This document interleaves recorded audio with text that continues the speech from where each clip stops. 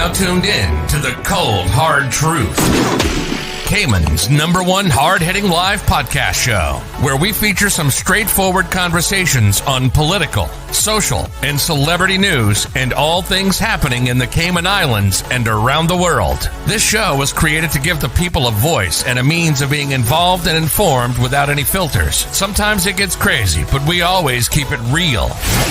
We bring you the tea, piping hot, so grab your favorite beverage and join the conversation via WhatsApp at 324-1612. Email tips@CaymanMarlRoad.com. Now, here's your host, Sandy Hill, broadcasting live from the beautiful Cayman Islands.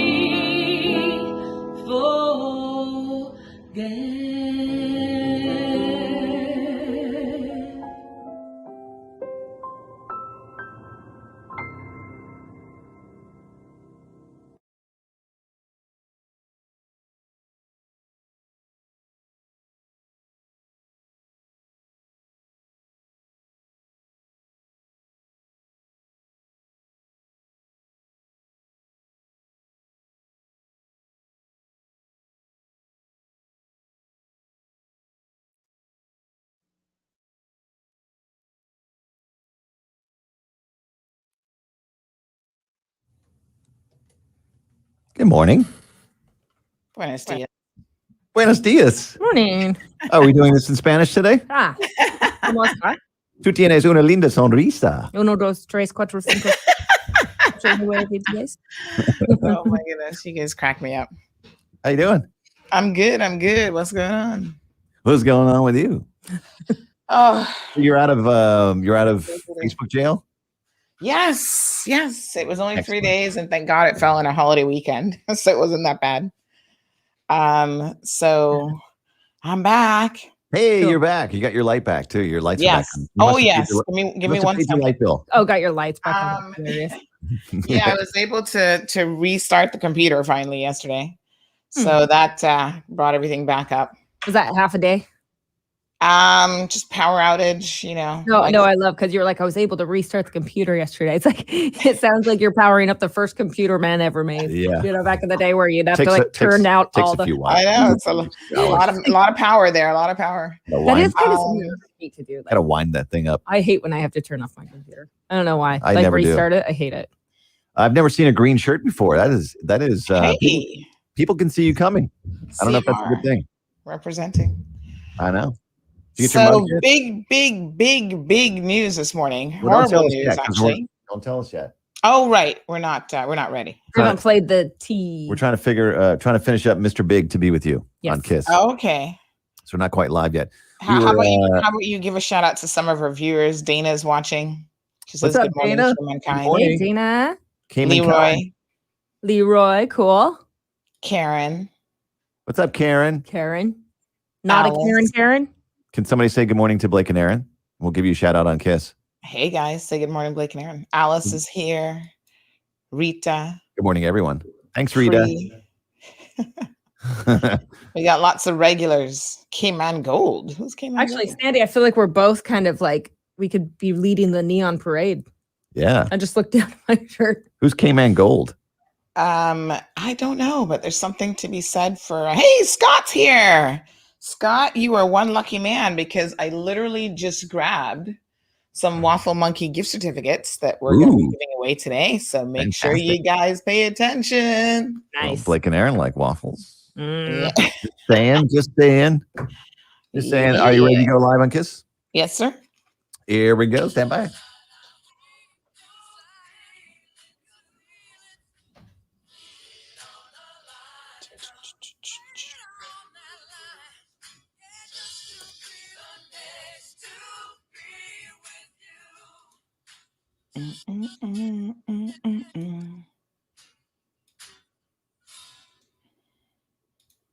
Big news. I have some important news for you. Interesting news. It's Blake and Aaron's Spilling the Tea with Sandy.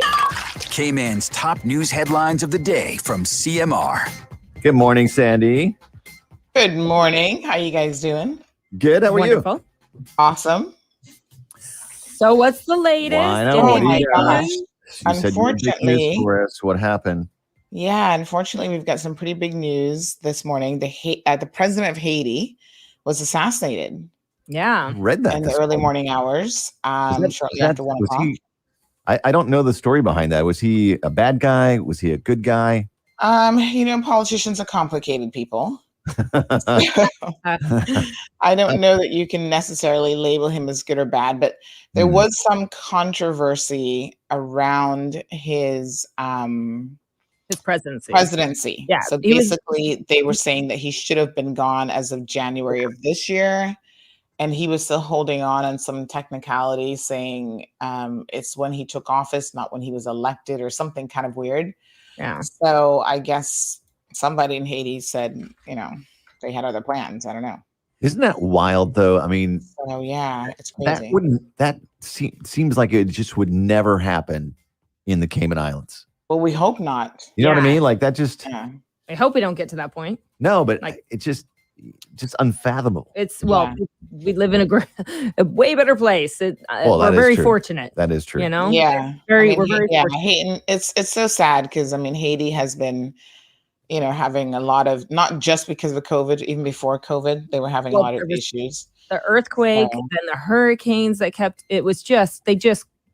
they keep not catching breaks. Yeah. And I've got a mosquito in the studio this morning that keeps flying around me. We had one You gotta get yesterday. 'em. Mosquitoes were out, man. Yeah. Oh my gosh, the they're rain. horrible.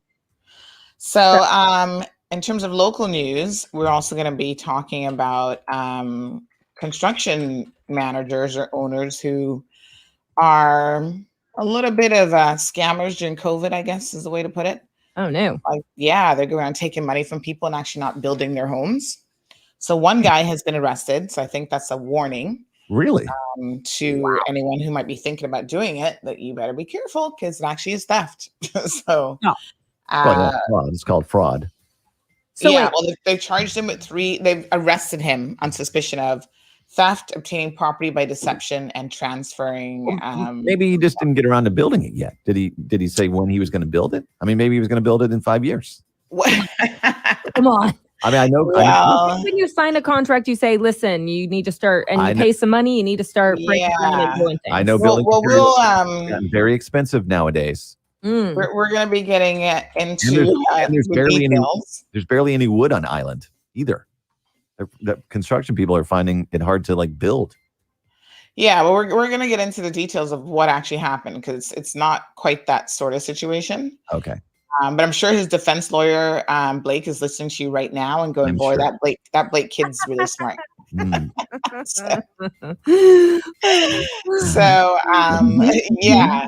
We do free counsel for a We lot do. of We do a lot of counsel a lot of- lawyers on this island. We counsel a lot of people. Yeah. Yes, Yeah, I'm telling not you. saying, not saying it's good. Yeah. But There's something to be said for that, but yeah, so we will definitely be discussing that, and we had some other things on the agenda today. you're giving away you got some stuff to give away. What are you giving away? Yeah, we love gift certificates on this program. So we're going to be giving away some awesome gift certificates for Waffle Monkey. Now, are you nice. are you one of those folks that would get certificates for giveaways and then give away 4 and then maybe use 2 for yourself just to kind of try it out? No, I actually tried it out last week, but no. When I get gift certificates, I give them all away. That is very good, Sandy. Yes. Yes. Other big news this morning is there has been an arrest made in the murder that occurred last week. So you guys will remember we had 4 people shot in one night, and one man unfortunately passed away. And the police made an arrest yesterday. Wow. But we don't. Yeah, but we gotta.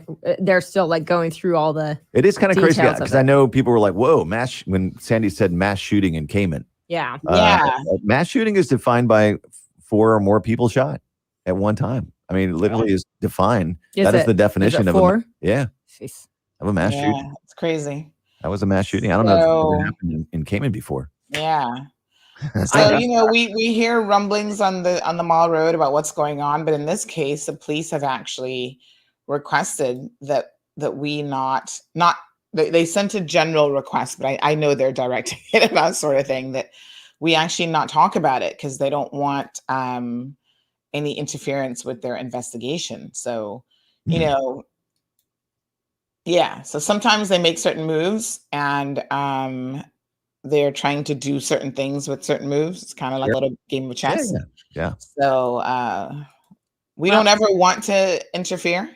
So once they tell us don't do this, then we are very crystal clear about what needs to happen. Yeah, I mean, you want to do what you can to try to help. Absolutely. The right people be brought to justice. Totally. Yeah. For sure. And I also want to clarify that I was not laughing at the story. No. I caught a mosquito in my hand, Aaron. and then I killed it. Oh, you caught one? You're like Miss Ninja. That's pretty good. I've been trying to catch this one, but he's pretty fast. Well, you need chopsticks in order to be. Yeah. I know. That's like catching a fly with a chopstick, Aaron. Exactly. Yeah. Well, I caught it in my hand, so I'm one step closer. All right. You've been watching one too many Bruce Lee movies. Love him. Catch CMR starting right now with Sandy Hill, and we'll catch you tomorrow. All right. Awesome, guys. Have a good day. See you later. You too. Bye.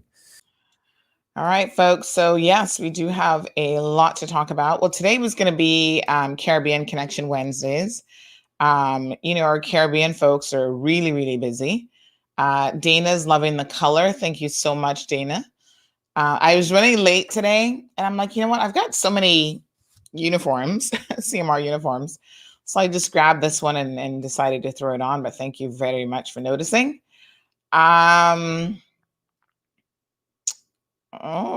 we're getting a lot of messages about that construction guy. So let me just double check our Caribbean Connection folks. We've got people in Jamaica. We actually have this mosquito is going to drive me crazy. We actually have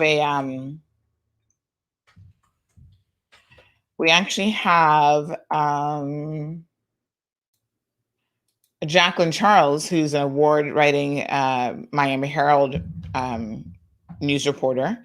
She's done a story already for the Miami Herald. And I think she's probably really busy trying to get all the bits and pieces, but she covers Haiti for the all Haitian news. She actually covers all of the English-speaking Caribbean, but she does cover Haiti as well. For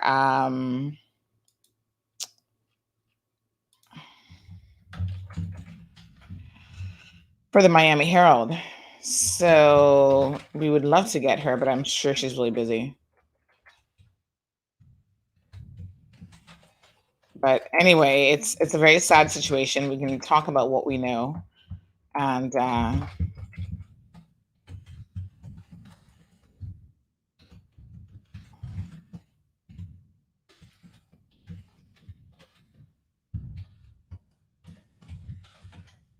Sorry, we had an MP famous that was going to pop in, but he sounds a little bit busy this morning as well. So, yes, we do have a lot of things going on this morning. Mm-hmm.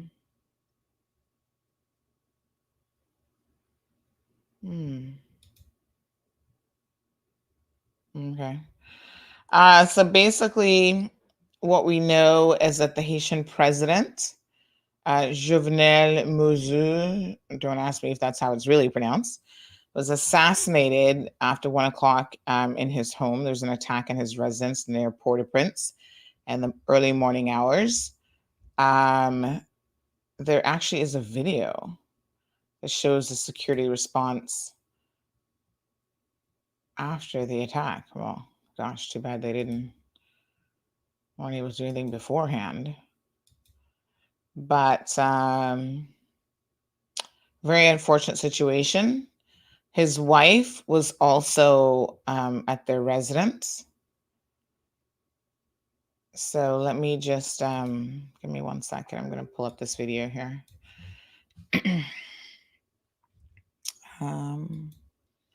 So that everyone can see this. There's some discussion about whether or not his wife has survived the attack. So I received reports that she hadn't, but I'm not really in a position to confirm that because I'm seeing some news reports saying yes and others saying no. So I'm not 100% sure, but here's the video footage that's being shared around the world this morning.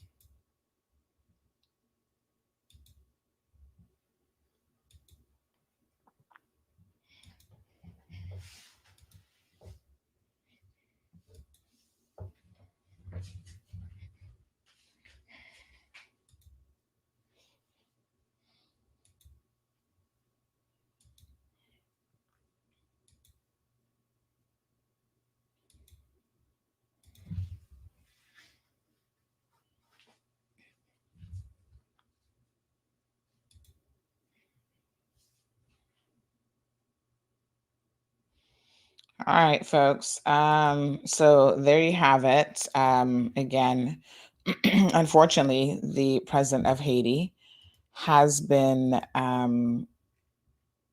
killed this morning. Now they have a president and they have a prime minister. So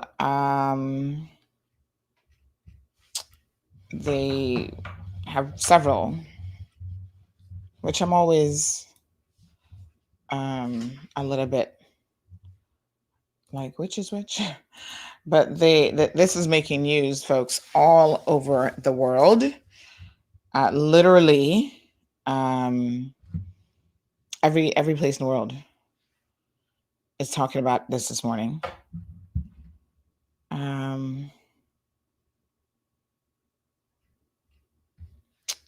Yahoo News, New York Times, CNN, New York Post, CBS News.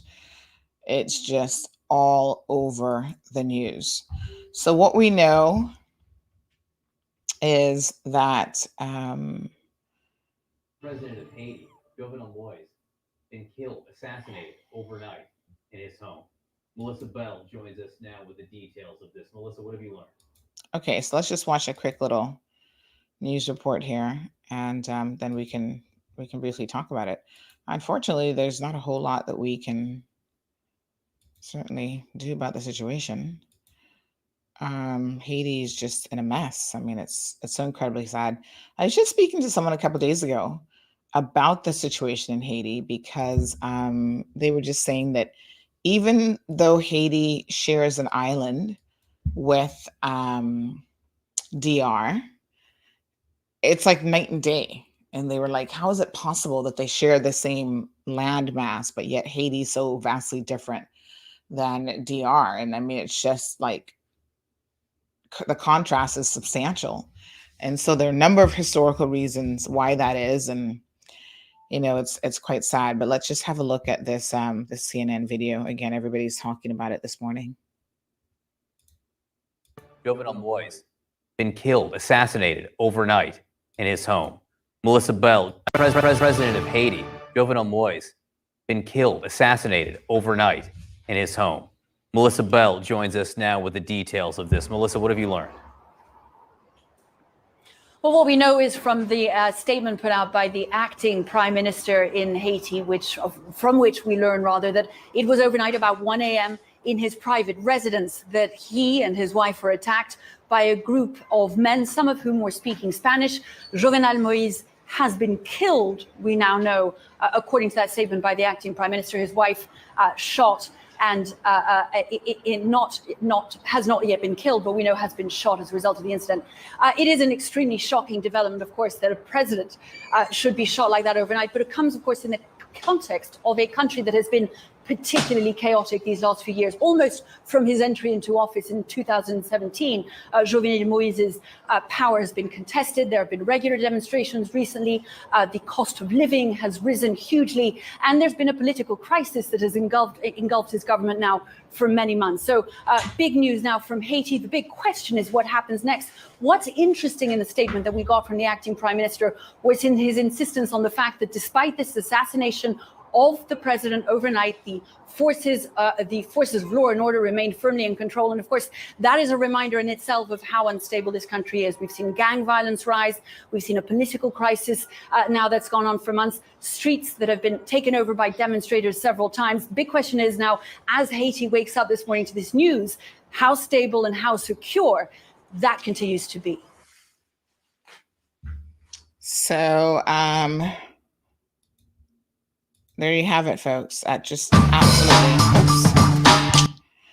absolutely crazy situation there developing in Haiti. Again, just the latest in a series of really shocking things. But, Haiti I can't remember a time in my life, knowing what I know about Haiti, that I've ever thought that the place was politically stable. So am I surprised? Not entirely, but it is still quite sad. So, of course, the authorities there, the prime minister is trying to tell everyone that the security situation in the country is under control, under the control of the Haitian National Police and the armed forces. They've issued a statement, and I guess we shall see. So at this point, they're already looking at who's going to replace him. I'm not sure who wants a job, but apparently the president of the National Association of Haitian Judges, Jean-Wilmer Morin, might be up for the position. And the presidential line of succession in that country, although they say it's a little bit murky, it says that Haiti's president of the Supreme Court would normally be next in line, but he recently died of COVID. And I think you guys will remember, because we reported that actually, that he died of COVID, I think about a week or 2 weeks ago. So I'm assuming they have not yet appointed a new person. And so he has died. Yeah, we definitely covered that story. So it's quite a sad situation there. Again, unconfirmed reports that the wife may have also passed away in the attack, but that is still being confirmed. So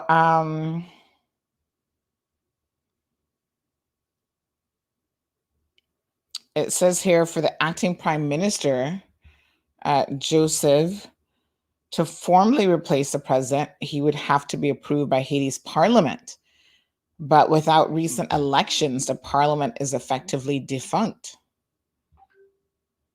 So isn't that crazy? He was 53 years old, young man. And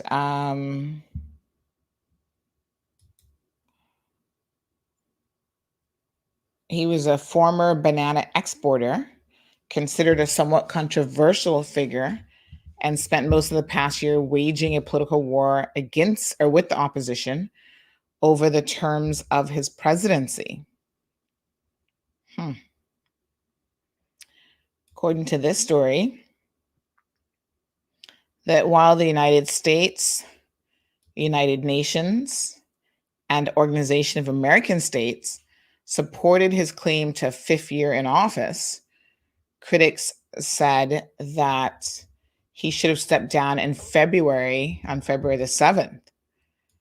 Here he is with his wife, citing a constitutional provision that starts the clock once a president is elected rather than when he takes office. So here he is pictured with his wife, Martine, during his swearing-in ceremony in Port-au-Prince on February the 7th, 2017.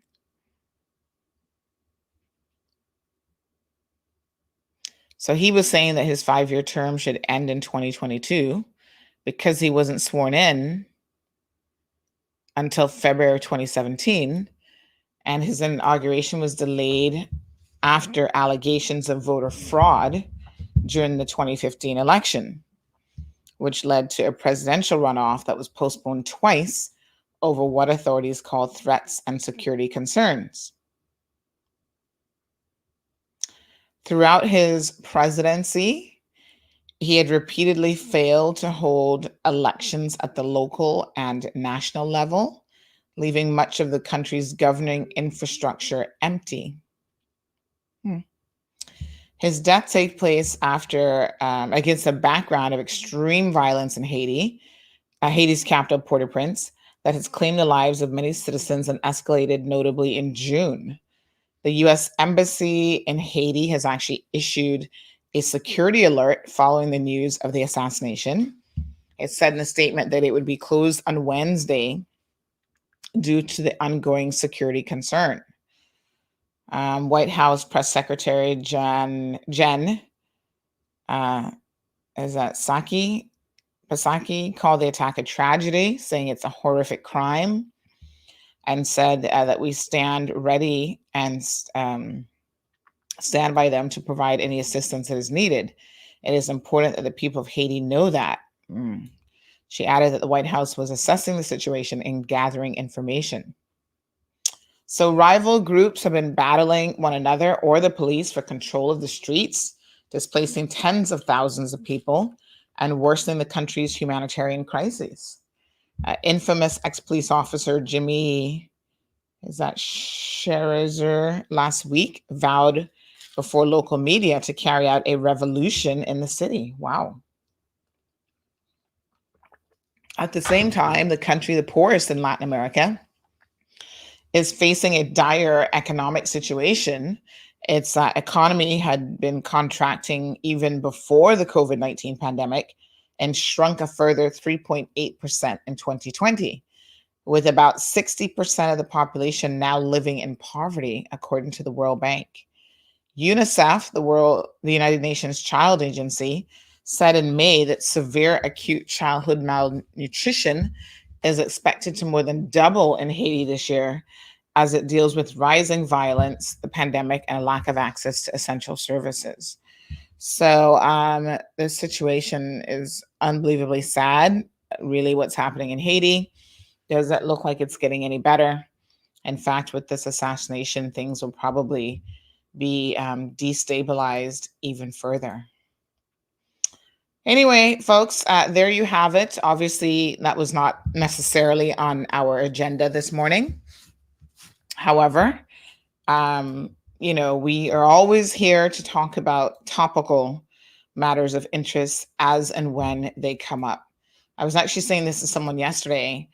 Sometimes you have an agenda full of topics that you wish to discuss, and then you wake up and there's breaking news and there's something else going on, and you just have to be prepared to discuss what's on the lips and minds of everybody.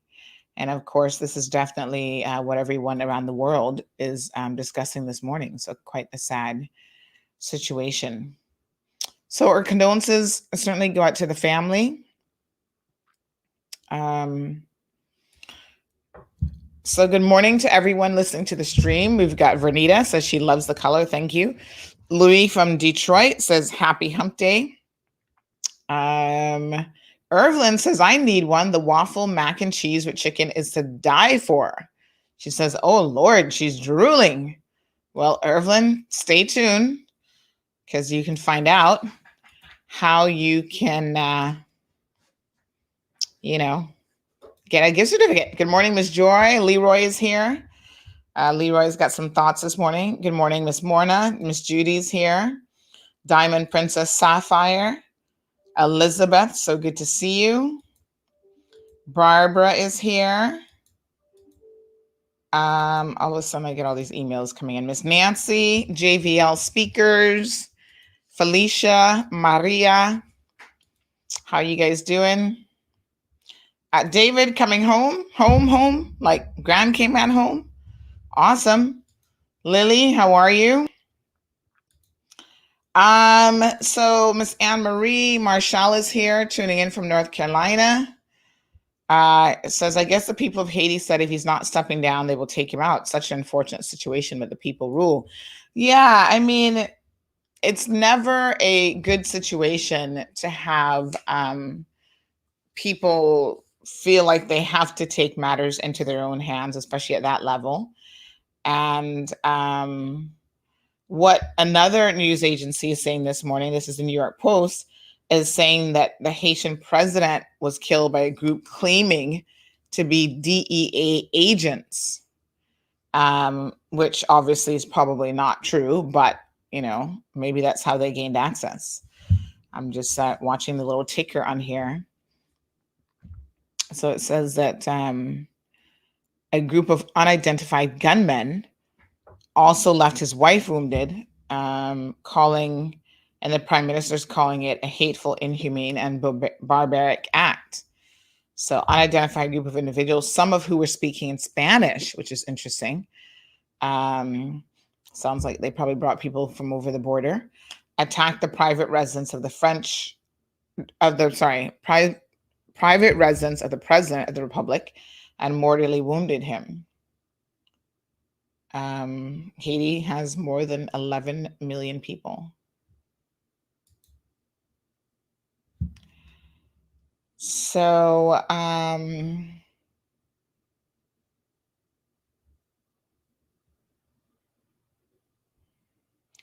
the gunmen claim to be agents with the U.S. Drug Enforcement Administration, according to the Miami Herald. Oh, this mosquito is going to drive me crazy.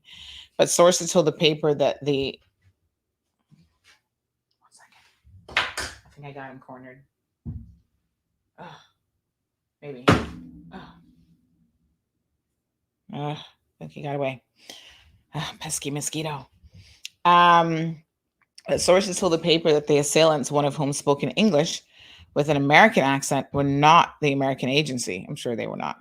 They were mercenaries, a high-ranking Haitian government officials told the Herald. In his statement, Joseph said that the First Lady, Martine, was wounded by a bullet and the necessary measures are being taken. Pesky mosquito. So again, we'll keep an eye on this situation. All right, folks. Good morning. Miss Alba, buenos dias. ¿Cómo estás? Beula's here. Miss Bonnie, Jonathan, of course, is here. Thank you guys for tuning in. 285 people logged on to Instagram and YouTube. Let's start our IG feed just to say hello. IG is a bit of a pain because, quite frankly, what IG ends up doing is after an hour, just because how the features work. After an hour, Instagram just cuts the link so they don't get to see the full show. But we'll start the live with them now since we'll be talking about some local content and they can watch for about an hour or so.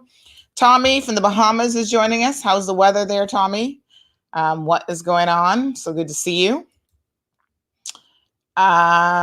Miss Joy from Texas. And Tommy says, Sandy, I love how you cover the Caribbean and Latin American region. Well, thank you, Tommy. We're actually the only newspaper in Cayman that covers, we actually have a regional correspondent or like reporter. So it's important for us to cover these things because the world does not live in isolation. You know, and we are part of the region. We are also part of a larger global world. So I know that sometimes we get stuck in our little corner of paradise and we think that we're it, right? We're the ish. But excuse me while I wipe my nose. But yeah, we think that we are everything to everyone, and that's just not quite how it works. So, the world is a big place, and I think that we need to just accept that we're actually a very small part of this world when you think about it. I remember there was a time when Cayman was not even on the map. Literally, we did not show up in maps around the world, and this wasn't that long ago. You were hard pressed to see the Cayman Islands, a little dot. And then as time went on, they started to include us, and we were just like a dot, 3 dots. And now, at least Grand Cayman, we're a dot with a shape. So they do give us a shape. So Bishop Hero Blair says that he's praying for the situation in Haiti. Sanya, good morning. Lavonia, good morning. Her restaurant is closed at the moment for some little minor renovations, for a little break to give staff a break as well. And they're undertaking some renovations, and she's going to get us some gift certificates. So listen, big shout out to Scott and his crew over at Waffle Monkey. So I went in there last week.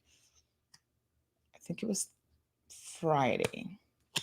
And I had, for the first time in my life, waffles and chicken. And that is a thing, folks. It really is good. Oh my gosh, it is so good.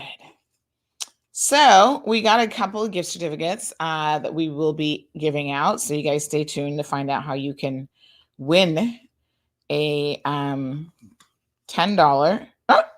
Oh my gosh, Scott was extra generous. $20. That can buy a couple people some waffles. I think waffles are the most interesting food. You can have waffles for breakfast, lunch, dinner. It's like the kind of thing you could eat at any time. You can make a waffle into dessert, depending on what you add on it.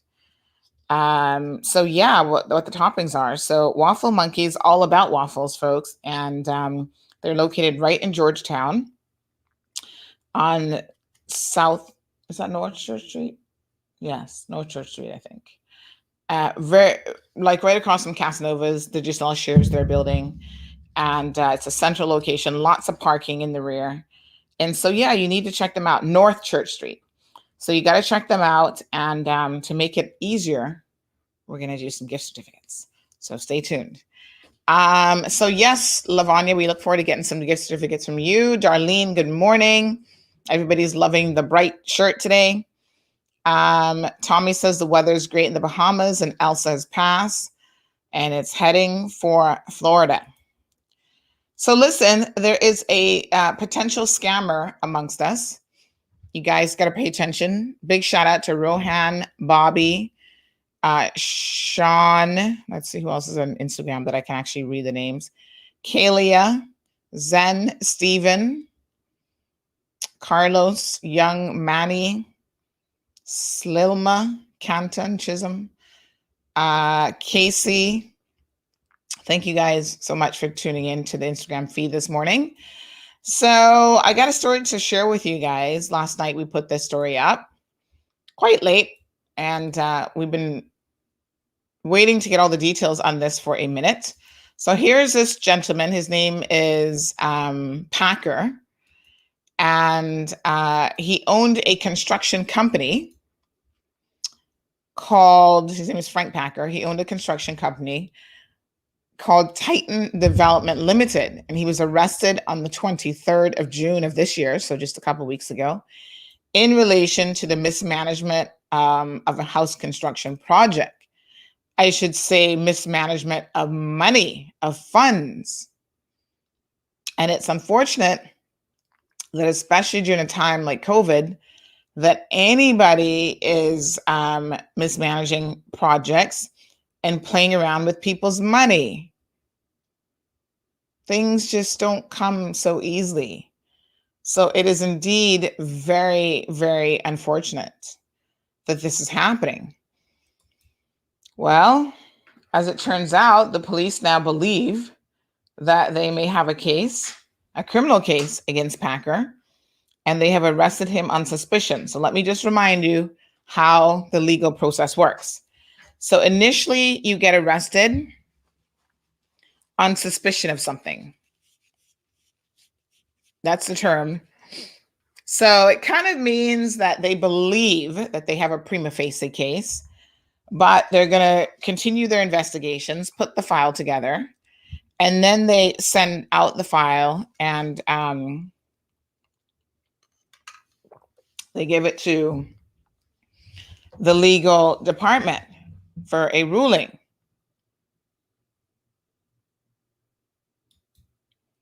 So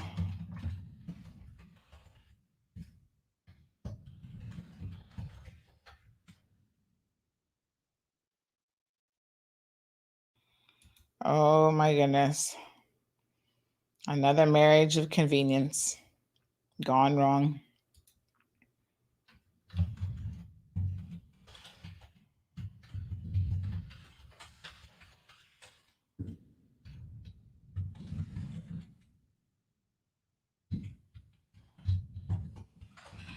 Okay, so we'll talk about that one a little bit later on.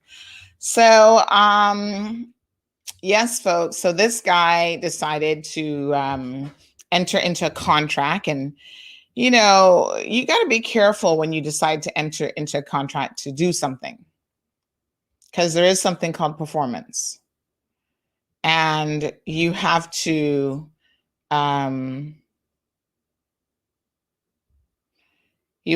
actually perform the contract, or you're going to have a problem.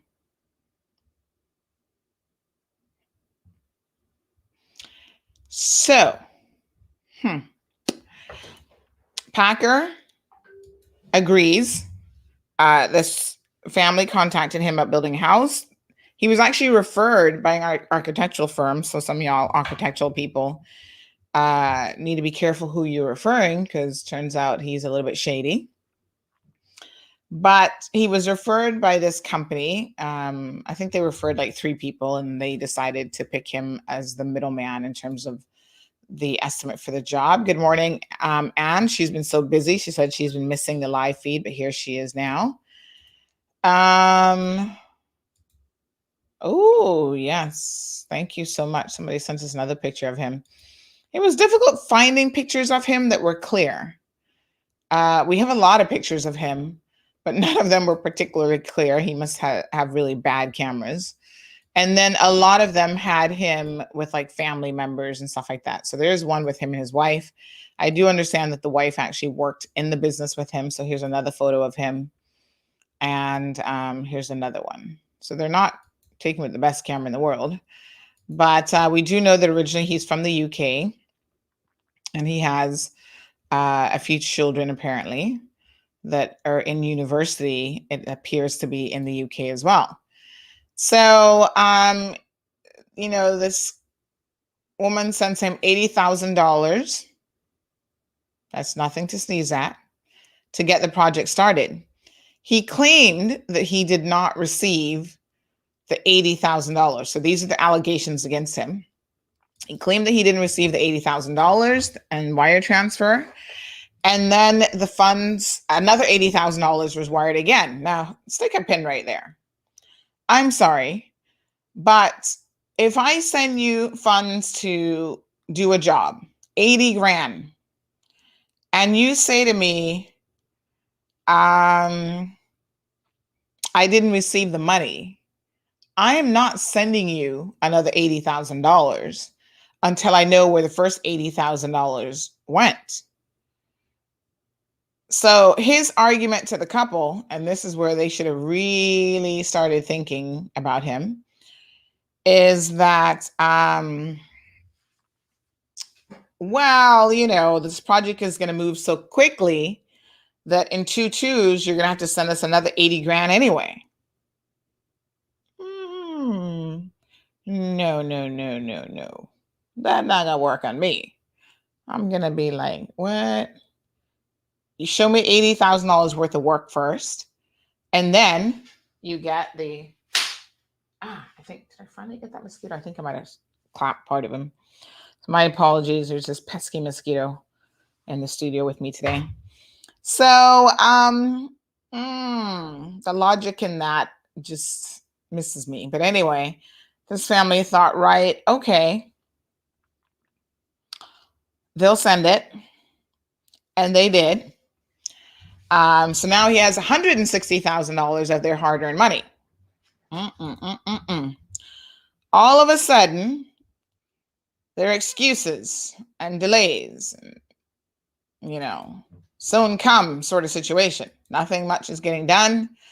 He then tells the hopeful homeowners that Christmas is approaching, so everybody's busy. They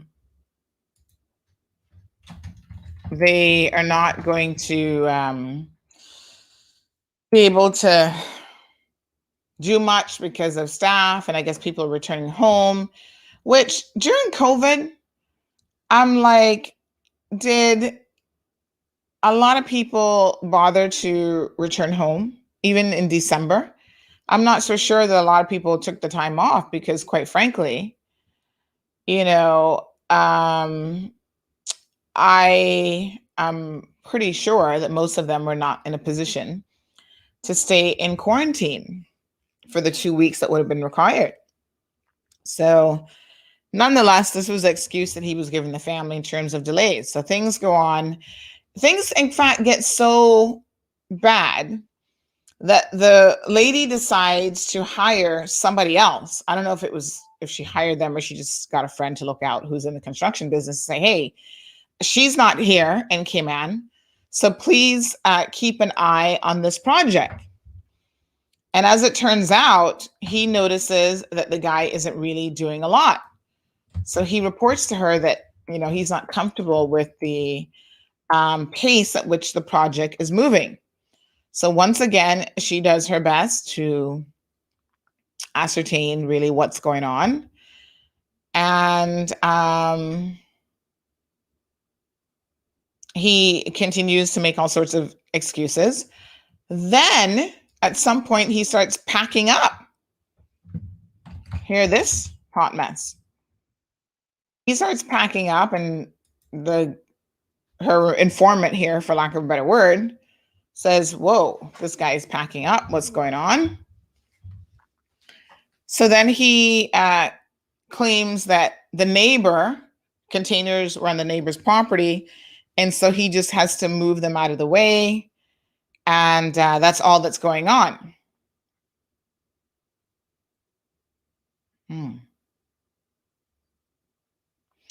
Well, he moved everything.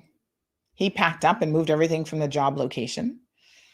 Turns out, let me show you guys a picture here on YouTube and Instagram. Look at how much work he actually completed. This is disgusting, actually. Look at this. That's it. Supposedly $12,000 worth of work. That doesn't even look like $12,000 worth of work to me, but a little bit of steel, a few, not even 2 solid rows of concrete blocks. So he began something of a foundation. And that's it. Looks like he bought a little bit of crushed rock. On this side here, it looks like he went up a few blocks. And that's all this woman has for $160,000. Then, to add insult to injury, good morning, Mr. Walton, Devante, Carson, Eden, how are you? On top of that, not only does he move all the stuff and completely stops the job, but he disappears.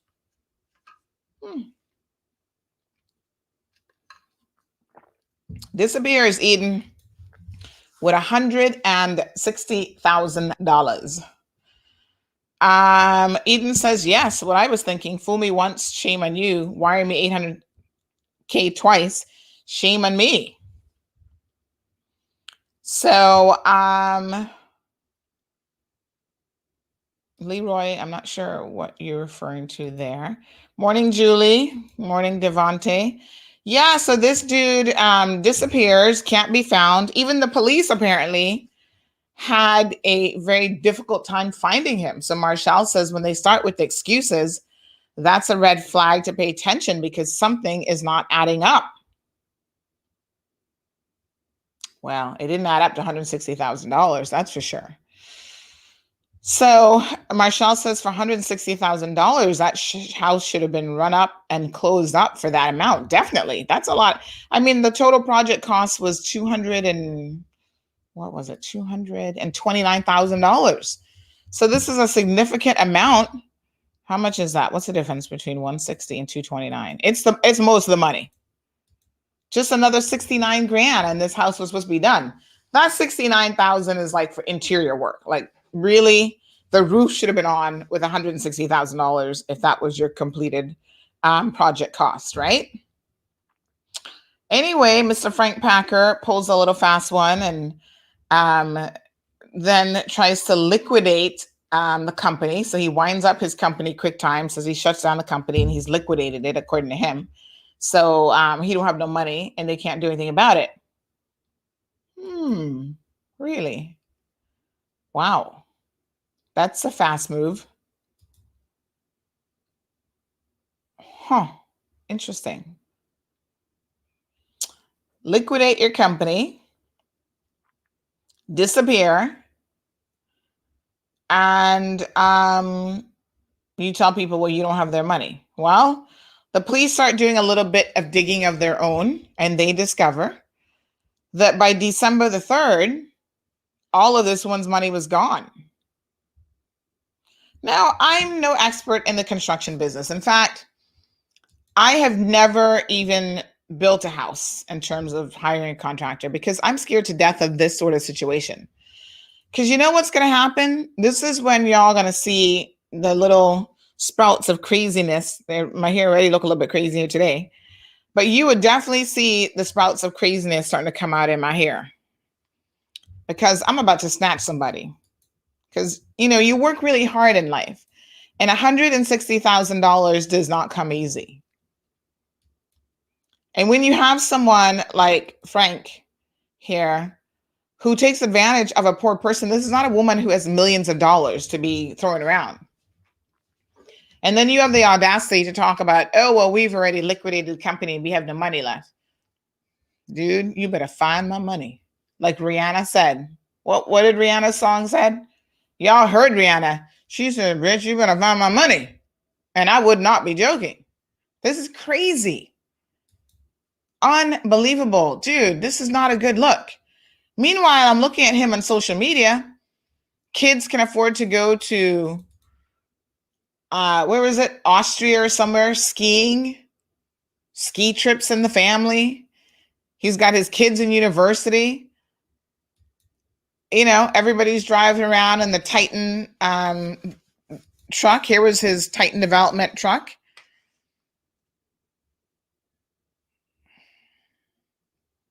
Wow. Talking about he specializes in new construction. Sounds more like no construction to me. Seriously, y'all see the craziness here? Johan says, Mars Road says, don't mess with SC. She's crazy. Listen, $160,000 when you work hard in life will make anybody crazy. And I'm sure that I would be no exception in that case. But anyway, you do the right thing and you contact the police. That's the right, sensible thing to do. And that's all I would officially advise anyone to do. And that's what this lady did. The police have carried out some preliminary inquiries. They've located him finally. Guess what?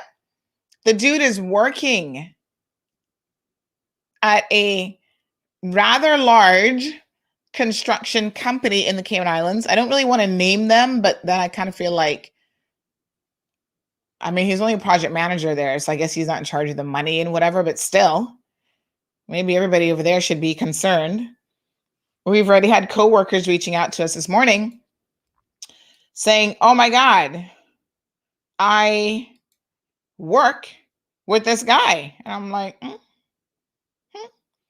One person said shocked with Frank Packer. I think he's originally from the UK, but I think he's been here for a while. Someone wants to know if he's on a work permit. Child, he probably has status. I'm sure of it by now. I don't know how long he's been here, but I'm sure he's got status by now. Anyway, folks, they eventually track him down.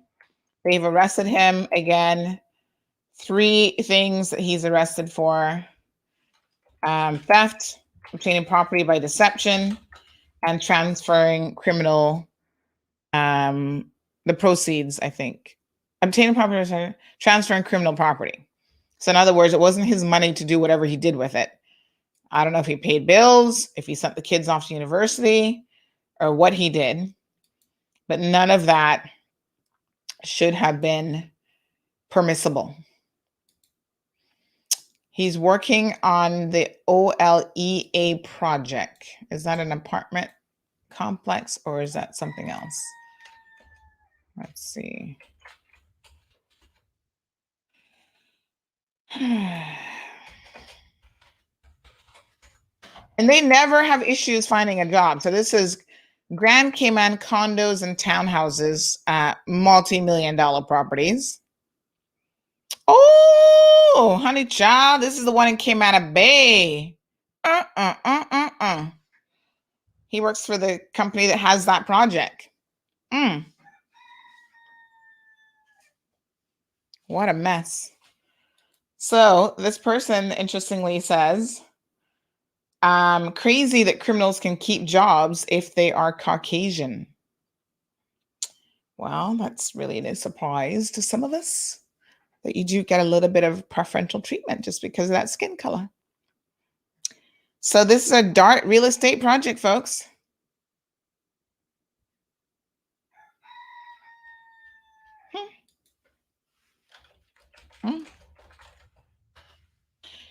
Anyway, this is a walkable, award-winning, sustainable community featuring 124 residences and unrivaled amenities such as resort-style pool, yoga green, and the island's only lazy river. All of that coming to you soon.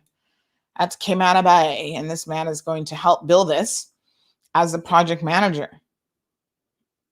It is being designed with coastal character and architectural integrity. Maybe don't use the word integrity if this guy is working for you in the sentence. That harmonizes with the town center on its doorsteps. Where at Cayman Bay is this anyway? Where they have so much property over there, I've lost count. Homes ranging from 1-bedroom condos to 4-bedroom duplexes and townhomes. Olia, is that how they pronounce it? Offers diverse floor plans to suit every taste and family. Luxury condos, townhomes, and duplexes. Brought to you by DARTs. Condos, townhouses, and duplexes. Interesting. It's right on the water. I'm trying to figure out where the heck this is. High design, they say. They've got all sorts of design options. So, yeah, so he continues to enjoy having a job. Eden says, always hire a contractor who's built for someone you know, and you can go out and walk through their work. Like after Ivan, everyone can swing a hammer, but get a contractor's license in Cayman, so beware. Here's the thing, right? Sometimes that doesn't even work. There's another guy that we're going to be reporting on. I'm getting all the details on him. His name is Wendell. Y'all heard of Wendell? He owns a company called Wendell Construction. He's another one who has taken millions of dollars, allegedly, from people because he was actually he wasn't building a $200,000 house. He is building multi-million-dollar property from lawyers and business people. And my friend here, well, he ain't my friend because I don't know him, but he legit is taking some serious money from people and doesn't build anything. So my sources have informed me that Wendell has also been arrested.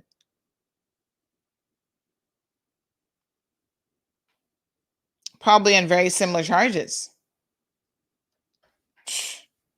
What a hot mess. No, sir. Yeah, we need to cut this out. We really do. So someone said that Olia is going to be located next to Mount Trashmore and the high school in Camana Bay. Okay. So it's on that side of the property. Really good. Well, Dart has a lot of property in that area, so you never know what's going to be built on next. Super interesting.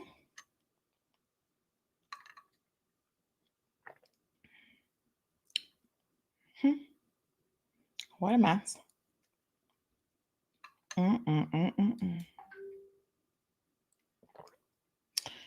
Hi, Linda, good morning. Magdalene says, where is Works if he's on a permit? Has the other company been contacted? I'm pretty sure he's not on a permit. Wanda says he should not be allowed to try and do business under a new name. Well, it looks like he's just gone and worked for somebody else. I'm sure, given the level that he's coming in at, this guy's making a really decent salary. But, he is innocent until proven otherwise. Yes, Magdalene, that's the one in Camana Bay. And so he will have his day in court. He also told the owner that apparently, while he didn't have any workers to work for him, the workers are saying they haven't been paid. They're still waiting on their money too. I suggest they contact the police, and the police can get a much fuller picture of precisely what is going on. Carol says that's Dart's new multi-million-dollar development near the dump. Yes, Chal. The dump property is prime real estate. Magdalene said he's working for a Caymanian company. Yes, indeed.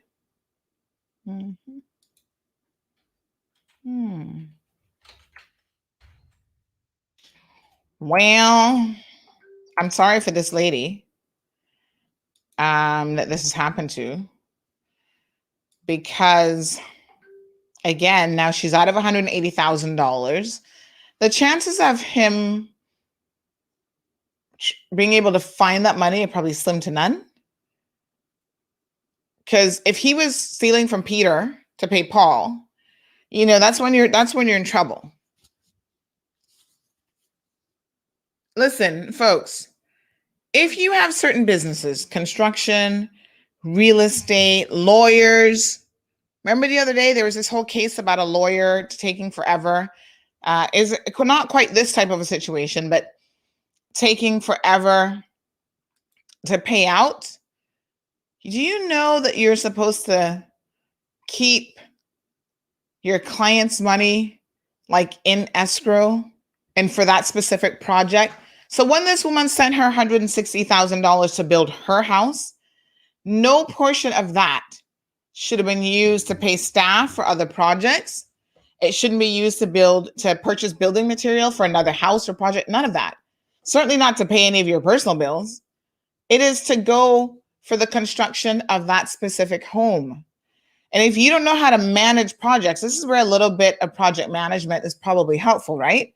Don't get into the construction business, folks, if you don't know how to manage people's money. I send you $160,000. That should go into an escrow area. That is just for my project. Because if I come back and I say, I want to see the receipts for my project and what I'm getting, you should be able to show that to me. So Monica says on Instagram, what a shame. This is beyond a shame. I agree that this is definitely criminal if the allegations are proven. That is another reason why the banks, notice how the banks handle their money that you borrow from them when you're building a house. They don't give you all the money at one time. Oh, no. They've run into too many issues with that, and they know what these contractors do. So they give you a drawdown on your money. Okay, you've been approved for $300,000. No problem. They're not going to just hand you $300,000 and then say, you go hand that to the contractor. No. In fact, a lot of them want progress reports. We're going to give you the first $80,000, the first $100,000, and we expect the project to be up to this level by then. The foundation, up to the Belton, the roof, whatever. And when you go back to them now for the rest of the drawdown or another portion of the drawdown, they're going to say, okay, what's the progress report? Show us some pictures. Where are we? You know, that sort of thing. And that's a good way of managing money for projects because, again, you have a little bit of a runaway situation when you give people all of your money. Wanda says, isn't there some type of consumer protection in Cayman? Child, we've been waiting for that law. The person whose money he ran off with should be able to go to court and have a lien on all of his assets. Well, you can go to court. So you can go to court and you can take him to civil court to try to get your money back. What I would say is once you get the police involved, be careful making it a civil case because the courts have found previously that you might be creating almost a little bit of a, I don't really want to use the word double jeopardy because technically that's not what it is. But if you enter into even an agreement with that person to pay you back, you might be giving up your rights to criminal recourse. And in a situation like this, have the person dealt with criminally first. The criminal courts can make a compensation order. However, you know, at the end of the day, that might be difficult to get back. Now, you guys are ready for some breaking news on this story. I hope that the homeowner is listening. One of the reasons why they wanted to share their story is because they do not want other people to be taken advantage by this man potentially. And if you are a victim of his, you need to contact the Financial Crimes Unit. But just now, we have received confirmation that his employer is going to suspend him pending this investigation. You heard it here first on CMR. Nobody else is going to tell you this because we just got word that they are actually preparing to suspend his contract, which I think is the right thing to do, his employment contract. You don't get to take advantage of people like this and have no recourse, especially in a community as small as the Cayman Islands where your reputation matters. Your reputation matters. If you're in the construction business and we get so many complaints about people in all sorts of service industries. Remember the shutter guy? He's going around doing all sorts of, he's a legit con artist too, taking advantage of people for years. We wrote about him years ago and the dude is still doing the exact same thing. One guy wrote to me about him and said, I'm so sorry that I didn't see your article beforehand because I would not have given him thousands of dollars for shutters because clearly he never puts any shutters up. Garfield Rob, now, thanks to CMR, the police have launched a criminal investigation into him as well. Upwards of 10 complainants.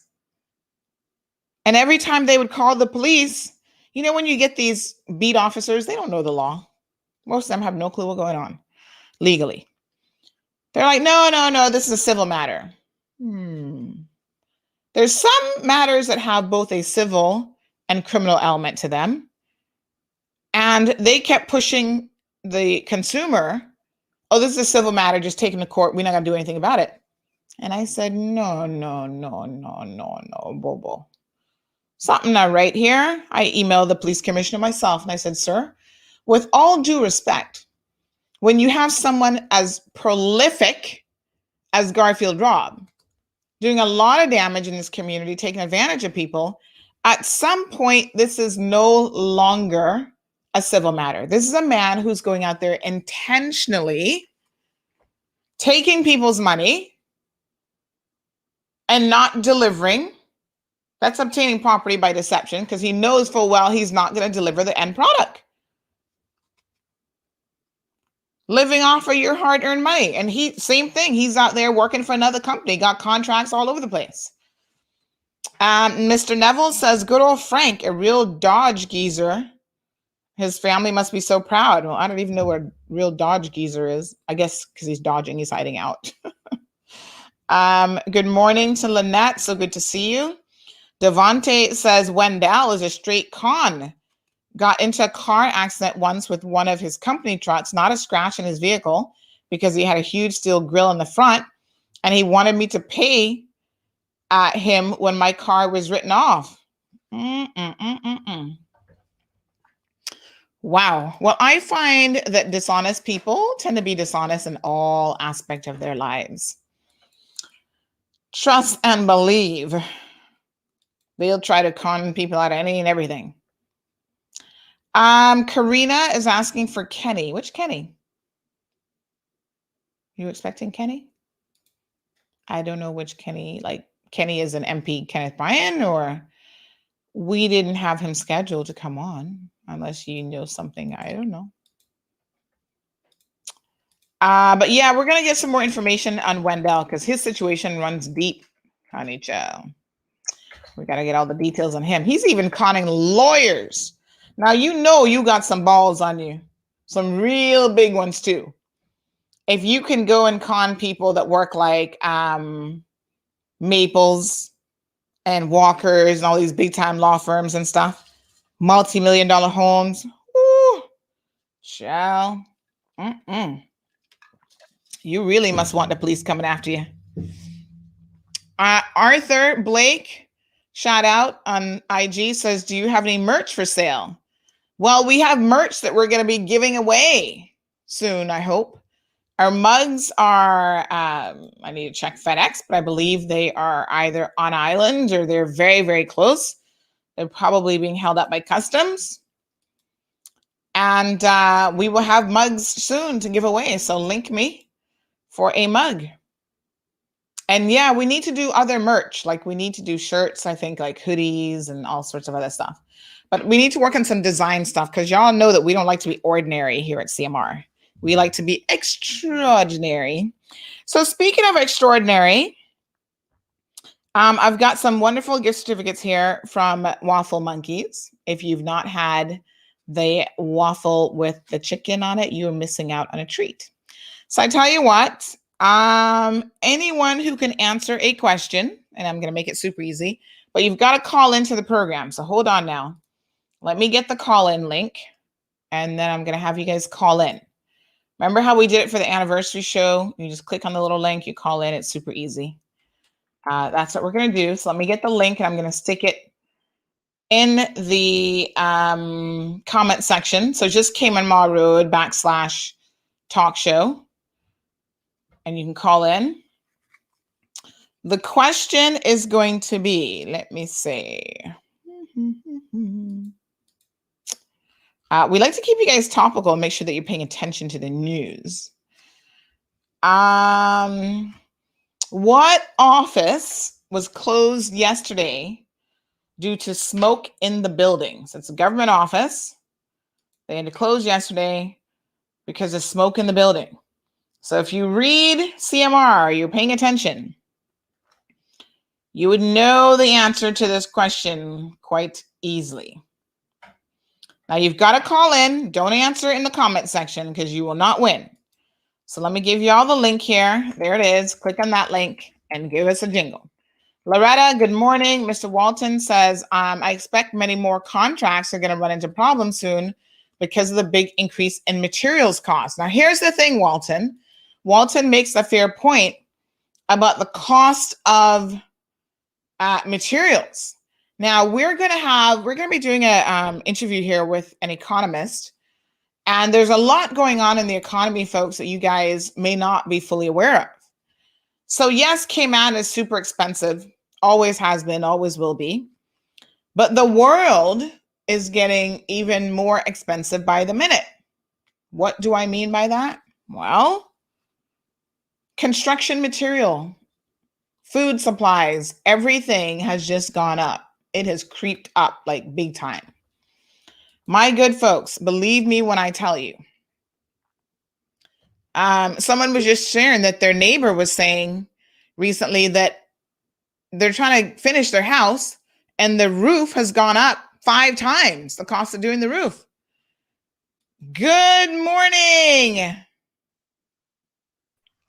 Morning, Sandy. How are you? We got a couple people calling in, so we're gonna give away more than one. So, stay, Liana, don't hang up. I'm gonna give you a second question to see if you can answer it. Lotita, do you know the answer to this question? What office was closed recently? What government office? I'm gonna make it even easier because there was smoke in the building. Oh Jesus. NAU? Is that the NAU office? Not quite. You're close, and I could see why you would think that. So they're kind of connected. Yeah, I forget that one. I saw that though. But you know what? I'm gonna give it to you because in fact, so it was the DCFS, Department of Family and Children's Services. They were impacted at Apollo House, but it also says that the needs assessment unit was affected by this problem, but it remained open. So technically, they were still open, but DCFS was closed. But you're close enough. You're close enough. So congratulations. You have won yourself a $20 gift certificate to Waffle Monkey. Wow. Please WhatsApp me with your number so I can get that to you. And we've got 4 more people lined up. So guess what? We're going to do all the gift certificates this morning from Waffle Monkey. Yes. So keep it locked here. Who made you a winner today? CMR, of course, as usual. That's right, girl. Thanks. And why do you love CMR? Oh man, I love the gossip. I love the news. I love all your family and fans there. I just love CMR. Thank you. Thank you. Okay, got to run. I have an award ceremony. Bye. Okay, bye. All right, Liana, good morning. Morning. How are you? I'm good. All right, let's give you a different question. And I want everybody, Corrine is listening, Ogby, so stay tuned because we're going to do some different questions here for you. So let me think now. You got to make sure that you've been paying attention. I'll try. Okay, let me see.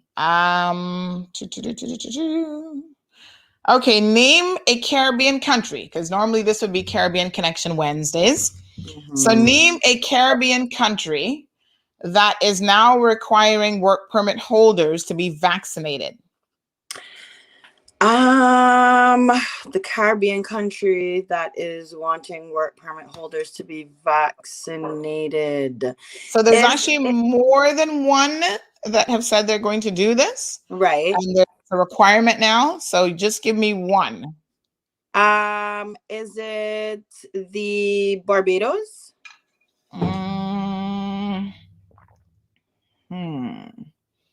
No. Okay. I had to double check. So like I said, there's more than one. Oh, wait. Is it St. Kitts? No.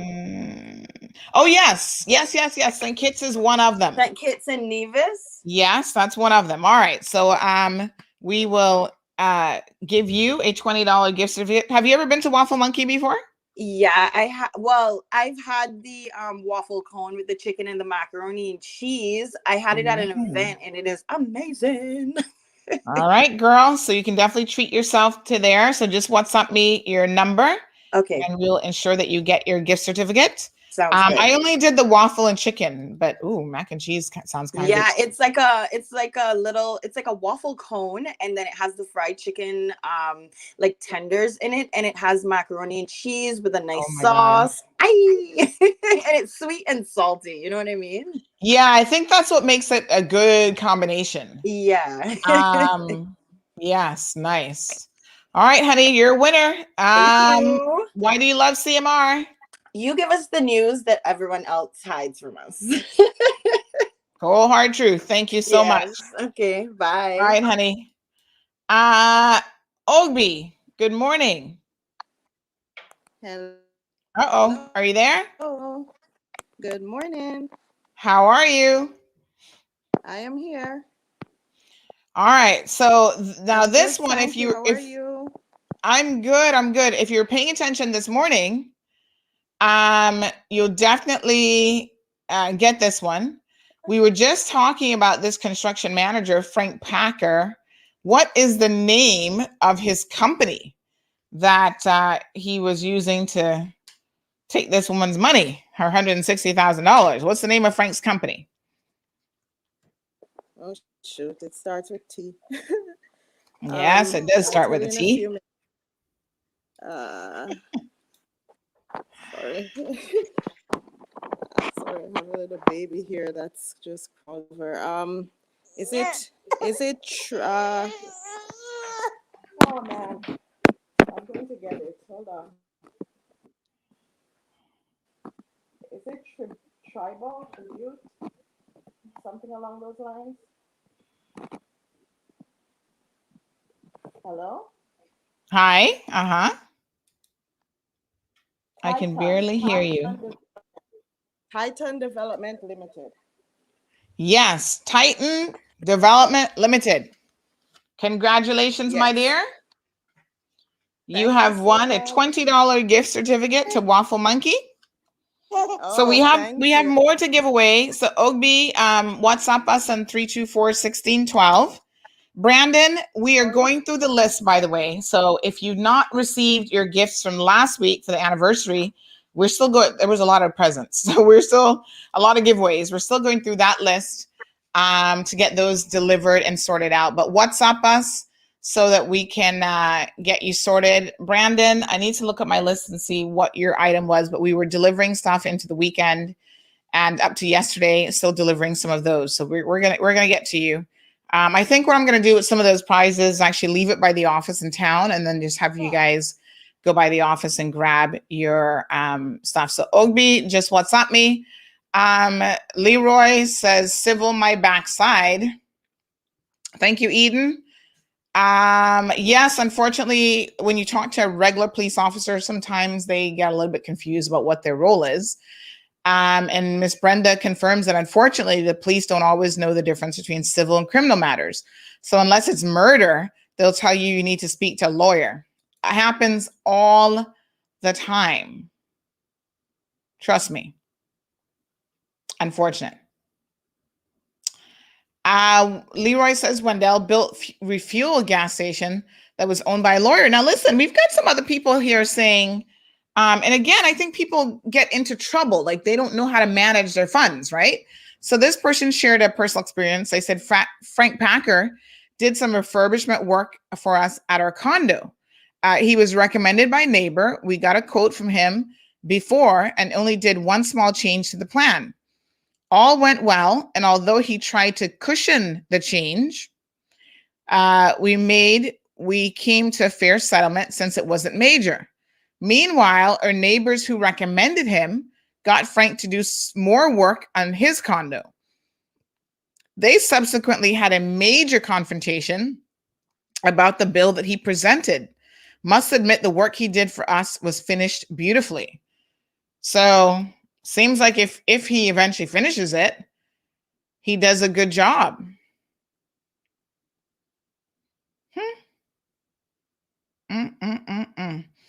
Here's another person commenting about Wendell. Oh, sorry. This person says Wendell came here years ago working for Hurlston Construction. He stole from them and then left, allegedly. Speculation, not confirmation. However, one of the owners never bothered prosecuting him, so he got away with it and he got status. Oh my God. Are you kidding? He married a Filipino lady and all his in-house staff in his office by Manga Tree are Filipino and family of his wife. They never hired Caymanians for the office because Wendell is an alleged drunk and hates Caymanians. But he is one himself on paper. What a hot mess. He's always trying to show off, but he's broke. And because he has to keep that Filipino wife in all her gold and bling, they're saying the previous owner should have sued him of that company for the $1 million plus he stole, and he would have been gone long ago. He's a real douchebag, allegedly. His wife treats her Filipino family in the office like crap, allegedly, and they hardly pay them anything at all. She takes a percentage from them for giving them a job. Allegedly. All allegedly. What a hot mess. The tea is hot with these construction people. You know, I want to say this. We can prevent and stop a lot of people from doing the things that they do if at the very first instance you report it. Let me tell you, and I've said this a million times before, and I can't say it enough. I sound like a broken record. People, a leopard does not normally change his stripes. I'm sorry. Brandon, message me. Somebody says that's a lot of allegedly. Y'all, listen, y'all, these people, they love to be trying to sue people. Allegedly. Legit, they be trying to sue people. So we will put the word allegedly in front of every single accusation, allegedly. But they don't stop. This is just a general rule of thumb.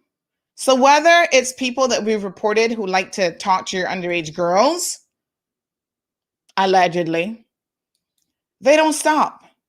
And they're always going to be coming after your children. So unless you stop them by contacting the police and having the authorities deal with them, you're creating someone who believes that they can get away with this on an ongoing basis. And they just keep going. They keep rolling.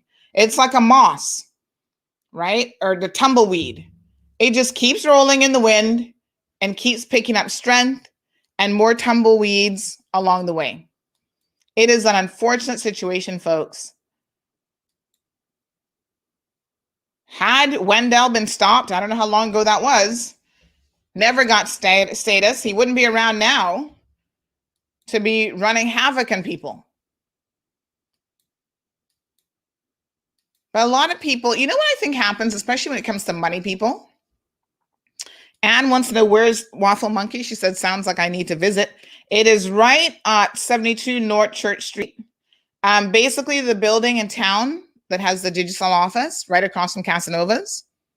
That's Waffle Monkeys. You get to it by passing, Solomon's Grocery. So you go through the back end off of North Church Street. And you park in the back. They got tons of parking. It's a big parking lot. Go in there and check it out. They're very, very busy, I think, on the weekends. And during the week, we're going to do like I'm waiting for Scott to message us, but I think we're going to do like a breakfast show there one day where you guys can come and like be part of the audience. We got so much exciting stuff going on CMR. I can't contain myself. Sometimes I get so excited about these little projects. But yes, Anne, Waffle Monkey Chow, go check it out. You know what I love? My friends over at, I got to check Waffle Monkey and see if they can recreate this for me. But my friends over at Thai Orchid do this dessert. Now, y'all know I got a sweet tooth. But they do this waffle dessert. Oh, it is to die for. Oh, my God. It's waffles sprinkled with like some drizzle sauce, like a raspberry style sauce. And it has ice cream and fresh fruit. I think they do like strawberries or something. But oh, my God. Ooh-wee. Waffles and ice cream. So waffles, easy to make a dessert. Josephine says, yes, Wendell only has Filipinos working in his office. Wanda. So listen, they should revoke his status if he's convicted. Like I said, at this point, he has only been arrested on suspicion of these things, both Wendell and Frank Packer. If you have a situation with them, might I remind you that the police probably want to hear from you too. It helps strengthen a case when you have more than one case, just same MO. Because I believe that there will be multiple offenses when you probably look at the history of a lot of these guys. Call the financial crime unit. Let them know CMR told you to call them, because then they know don't play around with you. And make your respective reports. So we have half an hour left in the program. Let's talk about our Ghetto Fabulous community. They be doing the most, child, to be in the news. Did you guys hear this one? Let me try and find the video now. So apparently over the weekend, we actually got this video. This woman finds her husband cheating. Like she actually finally catches him in the act. So here we go. Let me see here now.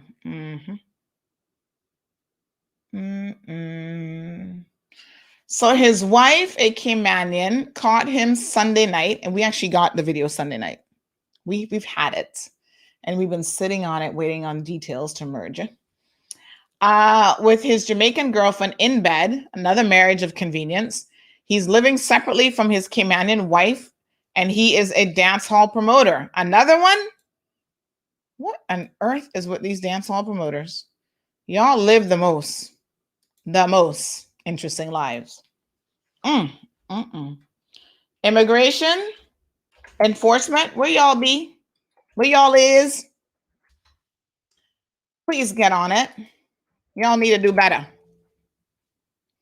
Hi, bestie. I don't know who that is, but you're here. Yeah. So I'm going to show you guys this video, but the story goes that apparently this promoter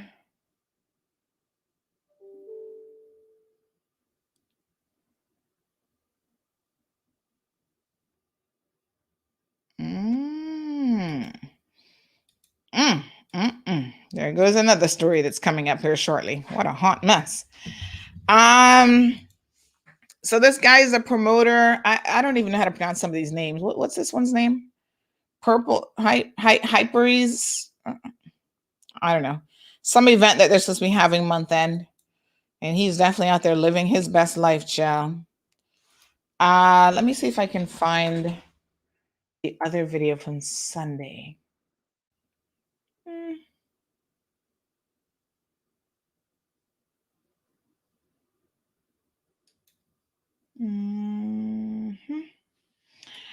Well, as in typical fashion, the wives normally don't want to do anything about it,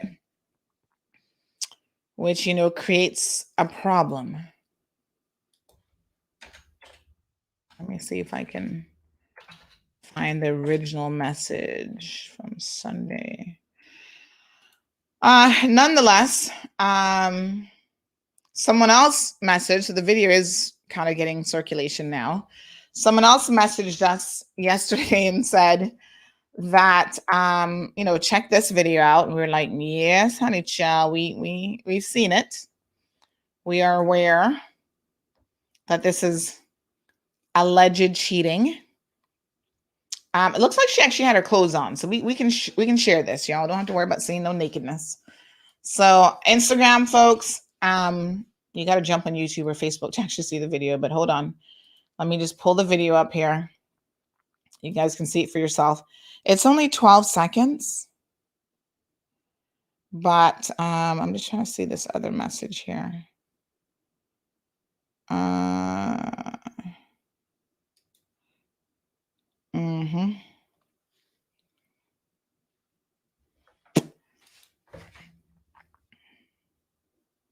Somebody's message says, hi, Cayman Mall Road, please help us with a job. This person is located in Kenya. Unfortunately, we don't do that, my friend. We don't find people jobs all over the world. We're trying to help Caymanians find a job, which is challenging enough. So if you're in Kenya, I suppose you can apply like everybody else to one of the numerous agencies that exist. Let me just see where that video comment is.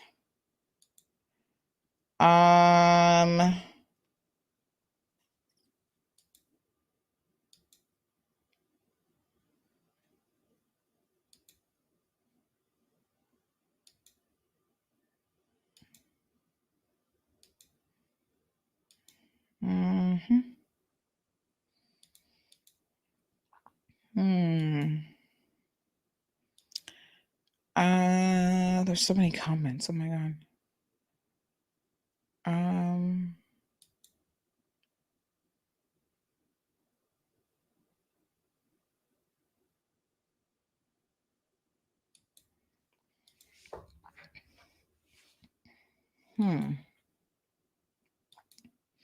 There are lots of comments here. I cannot remember. Sometimes I'm trying to find the comment. It's like so many.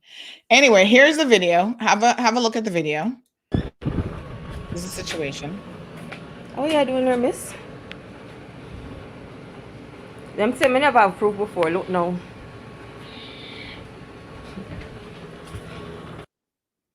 Now, that person might be a Caymanian status holder, but it certainly don't sound like a Caymanian. Let's listen again. Only 12 seconds. Oops. Oh yeah, doing her miss. Them say me never have proof before. Look now.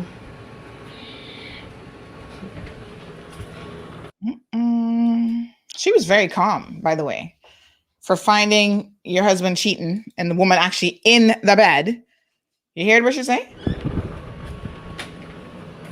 Oh yeah, doing her miss. Them say me never have proof before. Look now. I said me never had proof before, but look now. Is she wearing a shirt that says church on it? Access granted. I'm trying to make out what the shirt says. Oh, I can't quite make it out. It says something about access granted, something. Oh, no, you girl, you did not just bust that on me. Oh, no, you didn't. Y'all need to stop. Oh my God, that's who that is? What on earth, Missy? Woo! I think my hair just curled a little bit some more this morning. Oh my God.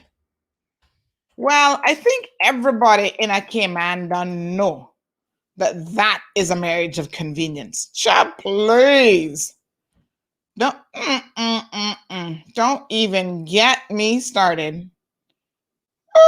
Y'all need to stop. Yeah, she's a born Caymanian, hanging out with Jamaicans and pick up that little Jamaican accent. No, sir. Yep, that's exact. Yep, somebody else messaging me like that. Look like that's. Yep, that's exactly who it is, girl.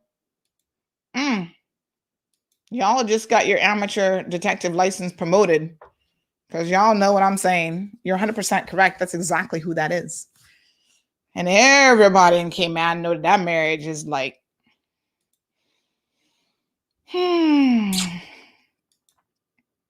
these people don't even be trying to pretend like it's a legit marriage. Speculation, not confirmation, but yes.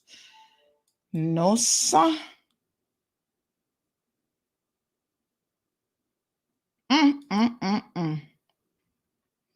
Wow. What a thing. Lord have mercy. Missy. Oh, that is so interesting. Because just last week, somebody was sending me stuff on that situation. They were like, girl, since you always be talking about marriages of convenience, here's one for you.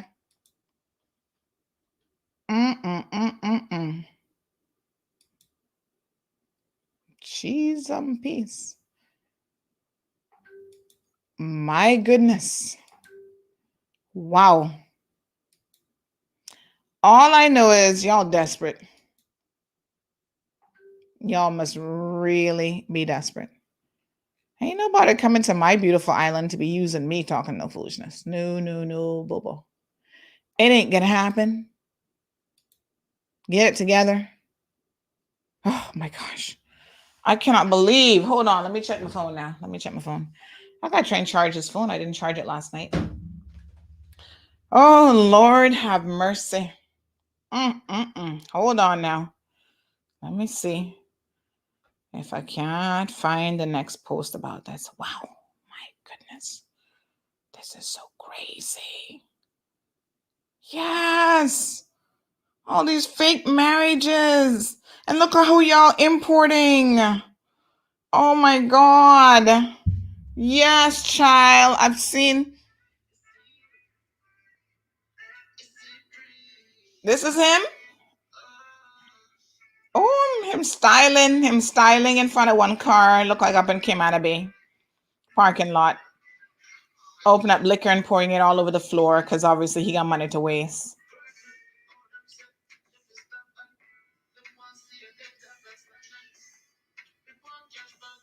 No, and no. All right. Ay.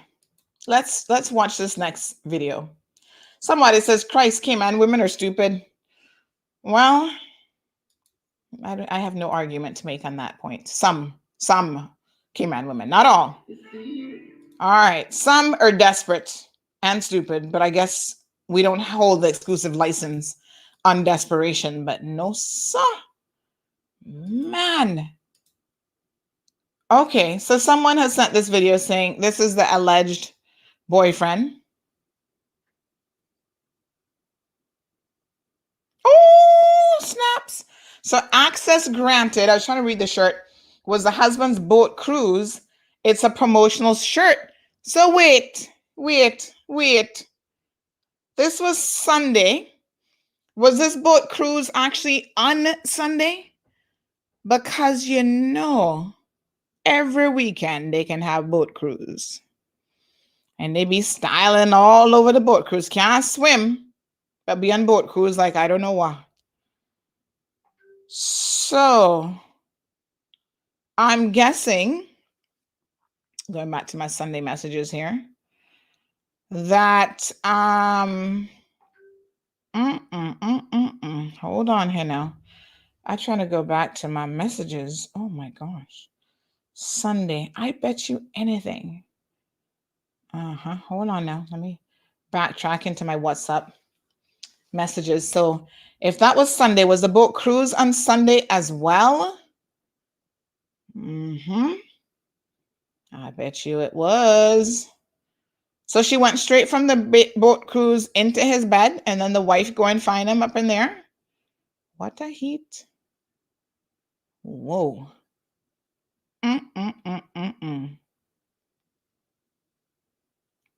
My God.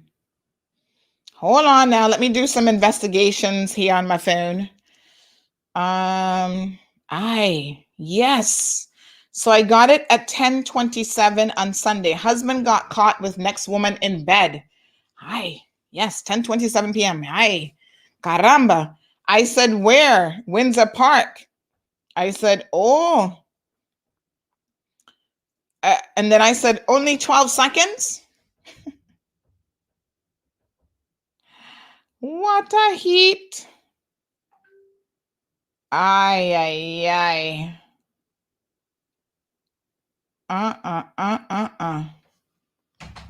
Y'all be sending CMR tips on your own damn selves. That's all I can tell you.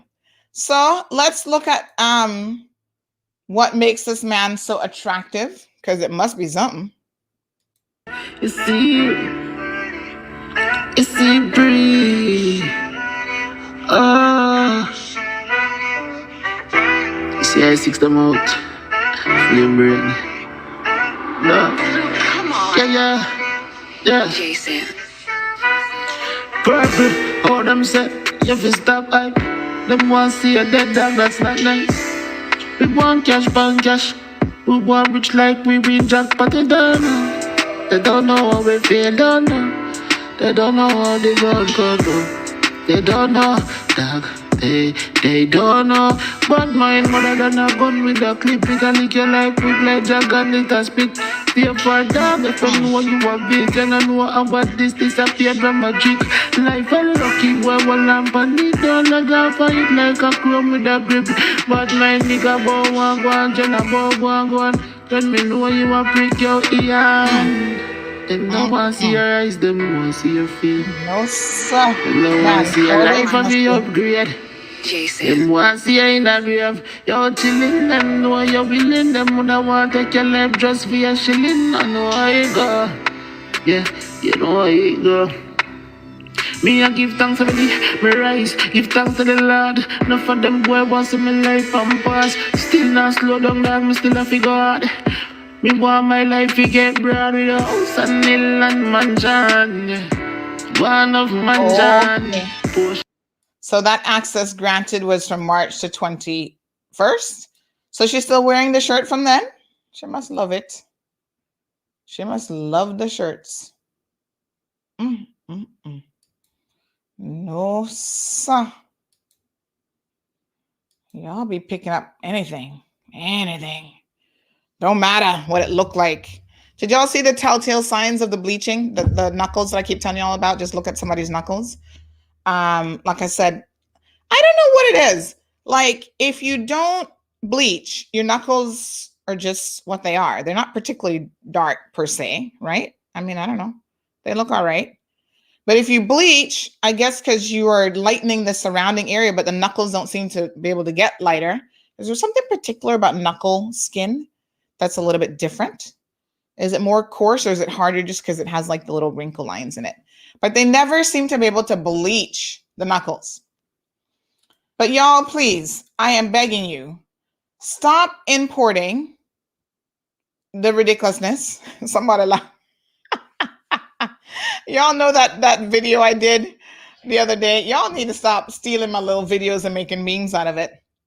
Big shout out to Everything 345. They made a meme where I said, it's sweet, it's sweet, it's sweet. And apparently for some of y'all, it's still not sweet and you still fool for it. And I don't quite understand why. What is it? What is he? He's popping this alcoholic beverage, I'm assuming. I guess it's not orange juice or apple juice. All over the floor. That seems to be his signature move. What beverage is that? Is it some sort of expensive champagne that I need to know something about? Or is it like a $5 bottle of wine that he's still popping like it's something big? Shall my phone done ringing off the hook? Anyway, someone says he didn't start bleaching till he came in. What a mess. Good life means you can afford bleaching cake soap, I guess. I don't know. Caymanian women are desperate. We should do a whole show on this. Why are they desperate? Only God knows. I really don't know. Maybe on this island, women are generally desperate. Remember the one we were talking about who found, what's his name? Oh God, what's the guy's name again that was here the other? Intense. She got and proposed to Intense brother within 3 weeks of him being on island. Half of that time was him in quarantine. So I think that women in Cayman get a little bit desperate. I don't quite know that I can explain the why, but there is a bit of a man shortage here because there are more women than men in Cayman, without a doubt. So I suppose, but we're importing them from Jamaica, and there's 3 million men in Jamaica, and we seem to be picking of the 3 million. Let's say half are no good, 1.5, 50%, and the 50% are good guys, right? We seem to always be able to find the 50% that are no good, that using people, looking status. And I think to myself, you're going to come to Cayman, use a Caymanian to get married, and still not be able to behave yourself? What am I missing here? Because clearly I'm missing something. The least you could do, because I don't know what it is, but Cayman is the holy grail. You can come here and floss and have the best life, have women taking care of you. Couldn't you just behave yourself and don't be sleeping around with people? They can't even do that. I mean, it's so obvious. Blair says his signature move should be with a mop. Yeah, mopping up that mess that he's creating. Damon says it's apple cider. Carson says behave. Me too black. Me not like bleach. Listen, love and embrace your blackness. I've said it before. Sandra says some people are laughing. This is not funny. Scums that we tolerate. We're not just tolerating them, honey. We are bringing them in. We're importing them. Yes, Liana. Black is beautiful. Stop bleaching yourselves. I was told they don't want to have children with a relative. Who?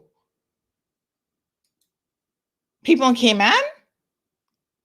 I don't think the gene pool is quite that small, but I take the point that as a Caymanian, you always kind of have this fear that you're going to marry someone, then find out they're your fifth cousin down the line. It has happened before. And I appreciate diversity. I was talking about this in the program yesterday. But diversity does not mean if you need to bring in a male bride, maybe we should start a CMR mail order, find yourself a husband program. And we can help them find decent husbands, even out of Jamaica. What do y'all think? CMR, find a man, 101. Okay, Lulu says inbreeding might be a concern. I don't think it's quite the concern it was many, many years ago, but lots of us have married foreign men, and you can find good ones all over the map. You don't have to scrape the bottom of the barrel. What a hot mess. Hennessy for his dead homies, or so the saying goes. Oh, okay. What is that, $5 bottle of Hennessy?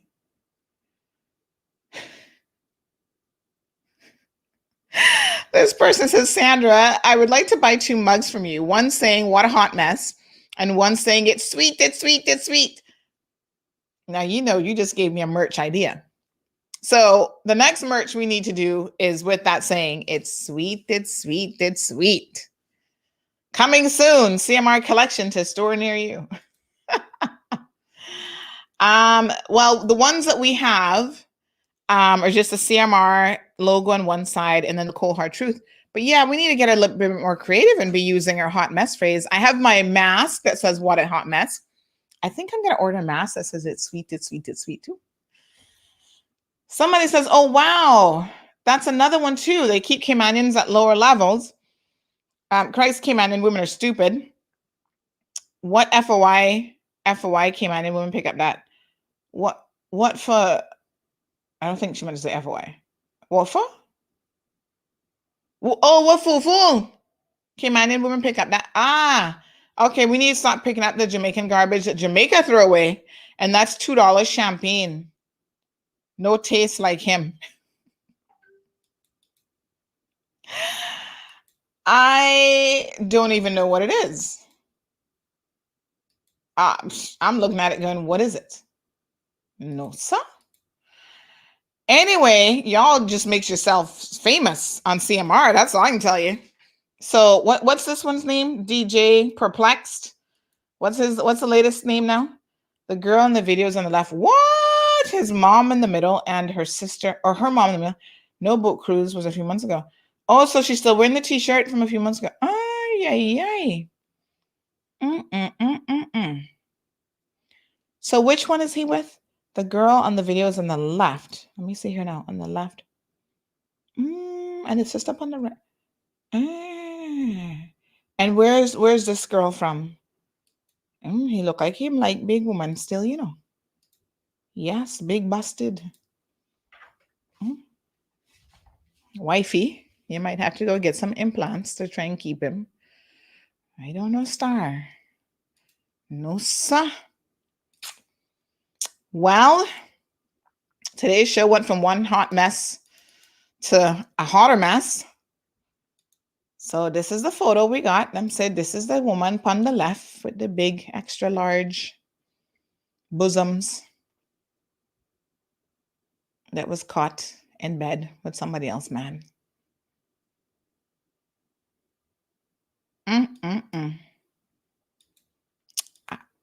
Y'all be leaving me speechless. That's all I can say. I'm just like, what the heck? Woo! Shion says, scum. Why discriminating? Why the people that uses blame the ones that allow themselves to be used? Oh, yeah. Girl, please. I definitely blame. Now, who's more to blame? The UZ or the user? I blame the person that's being used because ultimately they have a decision to make about who they're going to bring into this country, and if they found them here, whether they really are marriage material or whatever. So I suppose, and in most cases, it is women, although some men be getting used too, you know.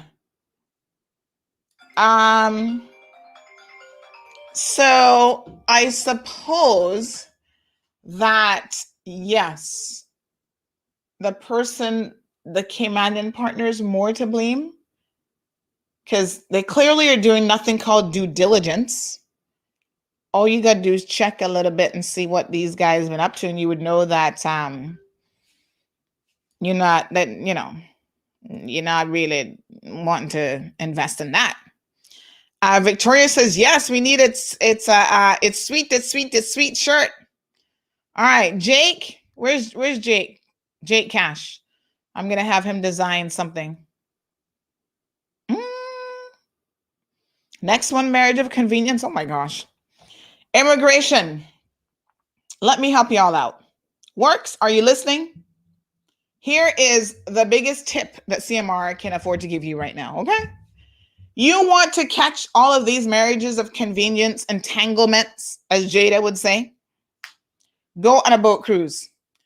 Probably 80% of those married on the boat cruise are all marriages of convenience. So just round them all up. Start asking them questions. Sir, where's your wife? Where do you actually live? Where does the wife live? Ask for some proof. I'm just saying. Then you'll start to flush out all of these marriages of convenience. What is the penalty for marriage of convenience? What do they do to you? I don't even know. But they need to start telling them to go back home with the spouses. Since y'all really married, go back to their house and live with their family forever. Make them leave Cayman. Don't get the benefits of staying here and getting all these people pregnant. Because I told y'all this before. They be getting their anchor children, getting everybody pregnant. And they figure one of them must help them to be able to stay here. So somebody says Lorleen niece is intense brother girl. I'm confused. Lorleen niece is intense brother girlfriend. Well, who the hell is Loreen? Oh, this is the one who got engaged to intense brother. She proposed to him in 3 weeks of him being on island.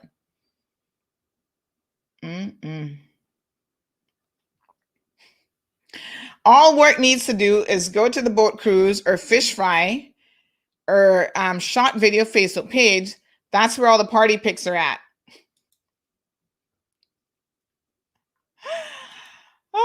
Works, we are doing your job for you. We're helping you out here.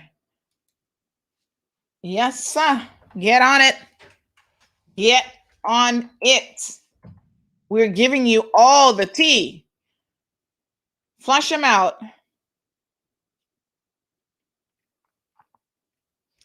I mean, what a situation. That is not even an entanglement. That's just a hot mess. Ah, Lord Jehovah. No, sir. Y'all need to do better. But I must say, the wife obviously knew this entanglement was going on because, like I said, she rolled up very, very calm in that situation. Most wives would have been like, what are you doing with my husband? I'm going to kill you. Oh, this woman's like, I finally got my proof, child. You see? I knew what was going on, but now I got my 12-second video.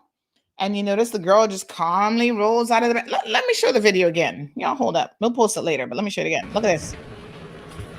Let's start the video over. Oh, yeah, doing her, miss. What are you doing here, miss? You know what? I should have known she was a Caymanian, you know. Because that first little bit, what are you doing here, miss? That is Caymanian accent to the 9th degree. But then she switched up real quick into Jamaican accent. So I was like, is she Caymanian? Is she Jamaican? She got me confused. But I guess, you know, she got the Jamaican little thing, little lingo, dialect down too. So hear what she say. What are you doing on my miss? What are you doing on my bed, miss? Here we go. Oh, yeah, doing her, miss.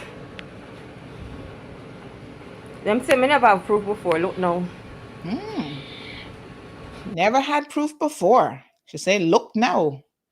I got my video of you up in bed with the man. Talking about access granted. She need to take that shirt off.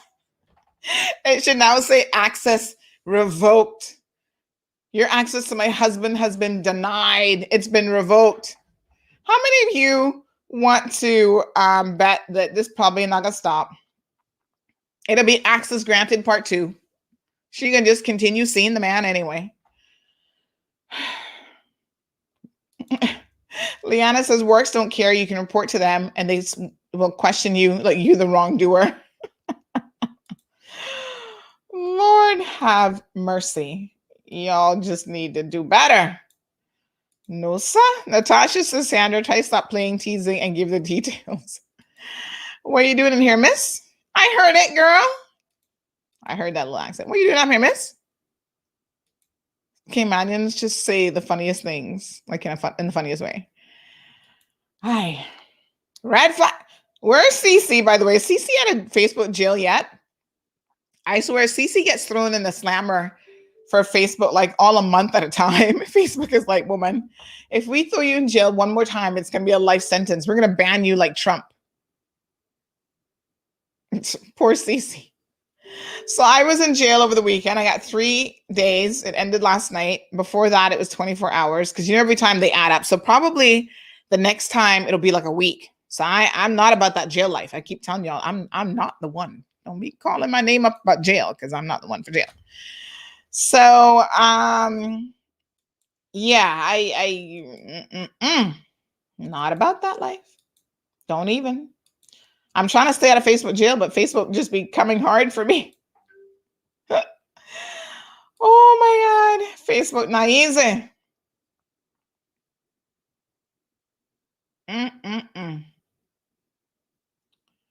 Wow. I just don't know what to say. Y'all be killing me with these stories. No, sir. Works, y'all need an informer in the dance hall community.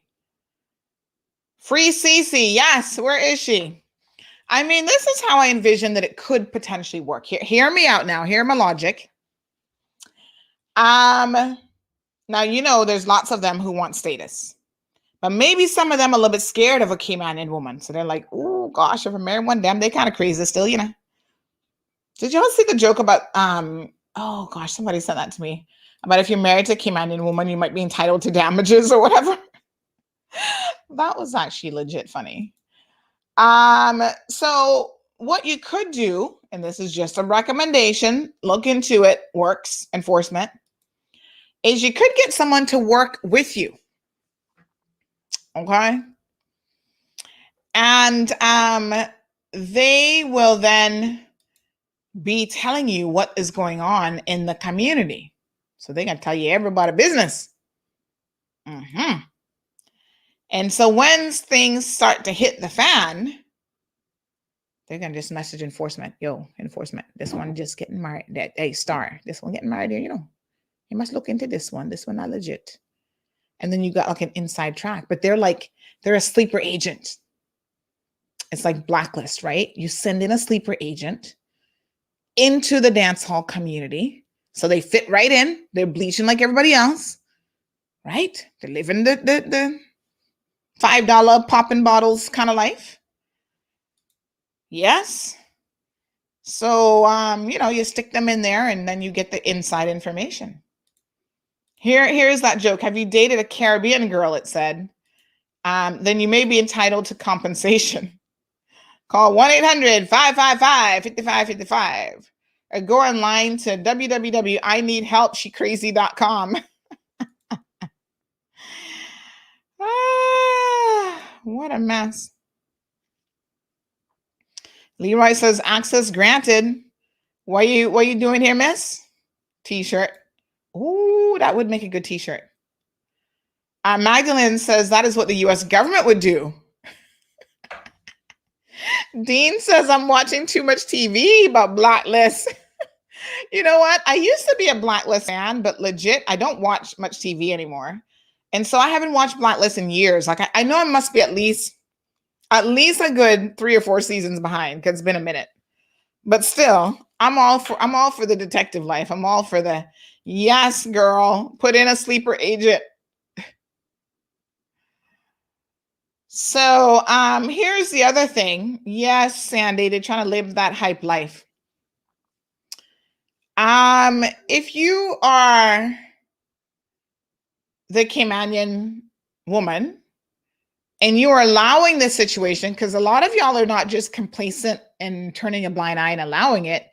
You actually know what's going on, but you refuse to do anything about it. My question is why? Somebody dropping some money. That has to be, that is the only logical explanation, because it ain't love. Let me be very clear. We can see, darling, that it's simply not love. So it has to be either you like the drama and the lifestyle.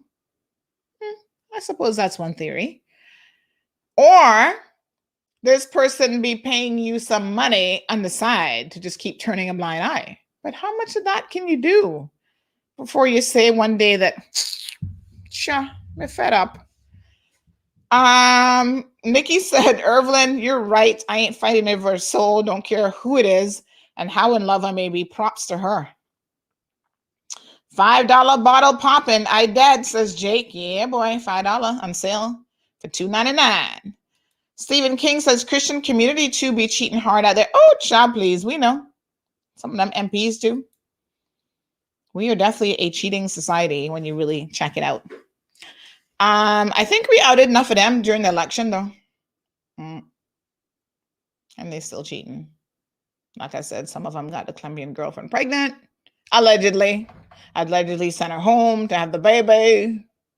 And then they got a couple other girls on the side. And the wives turning a blind eye because they can get big car to drive up and down in. So I guess if her leaders are doing it, then everybody else is like, well, there's your example right there. Why not? Whew, I have high hope for the PAC government. I hope they're better in that department too. Nikki says, Jesus, if you ain't too busy, come take a look at CMR this morning. Girl, Jesus be like, listen, I can't even with your Caymanian people. Y'all just ridiculous. They're like, y'all stay over there, Sodom and Gomorrah. We soon deal with you. Every day you run up in church doors, bust open, and y'all be sinning harder than the devil. Sandra says that's a great recommendation to work. Will they take it? God help us. Who knows? Dean says that him and the wife separated, so it shouldn't be a problem. All right. I kind of thought this as well, right? But if they're separated, then why would the wife be protecting him? Do you guys know that you have to, by law, report to immigration if you are no longer with a spouse and they have their RERC? Because remember, you sign an affidavit saying that not only are you married, but you were also in a bona fide relationship, that you're living with the person as husband and wife. Not that you're separated and he out there cheating on you, or maybe not cheating because technically you're separated. I don't even know. But you're supposed to update immigration. So it is your responsibility. So I could see why people would be concerned because they're going to get in trouble. It is your legal responsibility to inform immigration. You check when you be signing up on these things to inform immigration that you're no longer in a relationship with this person, that you've separated. Now, what immigration does after that, that's their business. But you legally are obligated to inform them of that.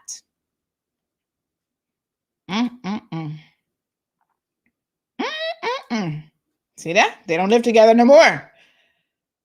Does immigration know that? Oh, hot mess. Ay, caramba.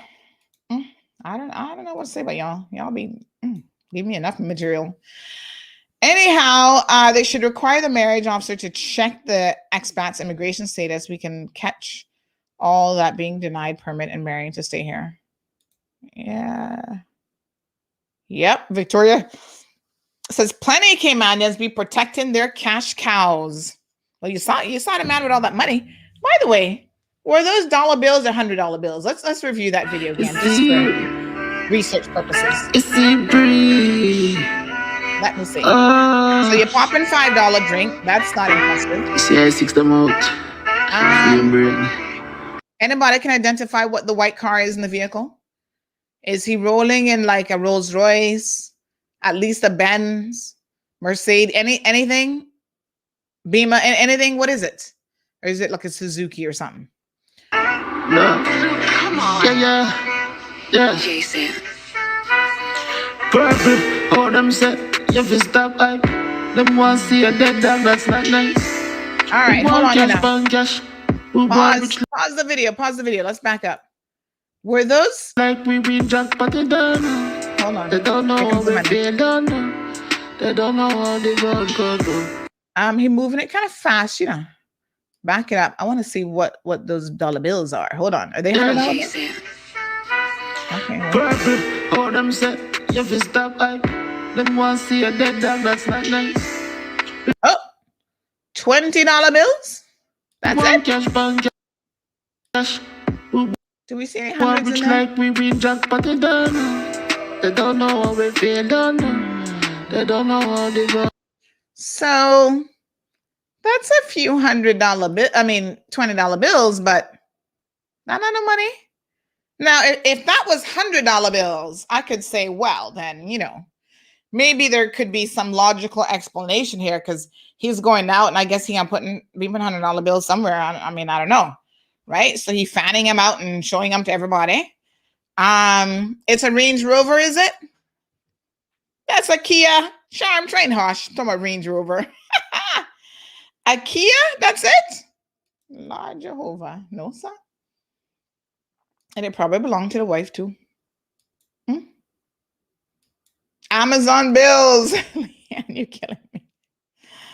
Oh, that Toto friend. Toto, big up my friend Toto British. What is Gallus? What does Gallus mean? I need Toto British to come on the program and have his own segment so he can explain to me all this stuff. What does Gallus mean? Victoria says it looks like fake money, like Monopoly money. Oh, regular thing over here, says Sashi. Lord Jehovah. That's his wife, Kia. So what the hell? You mean to tell me he's driving the wife, Kia, after all that?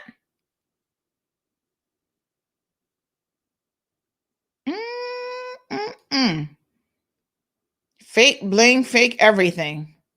Gallus is a man who gets a lot of female attention. Oh, yes, my dear child. Me learning. By the day.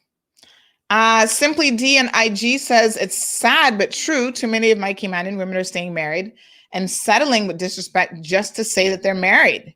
And he's my husband. It's pathetic. Good morning, Anon Powerpuff _ Dragon Flames on Instagram. Yes, you are responsible for notifying immigration.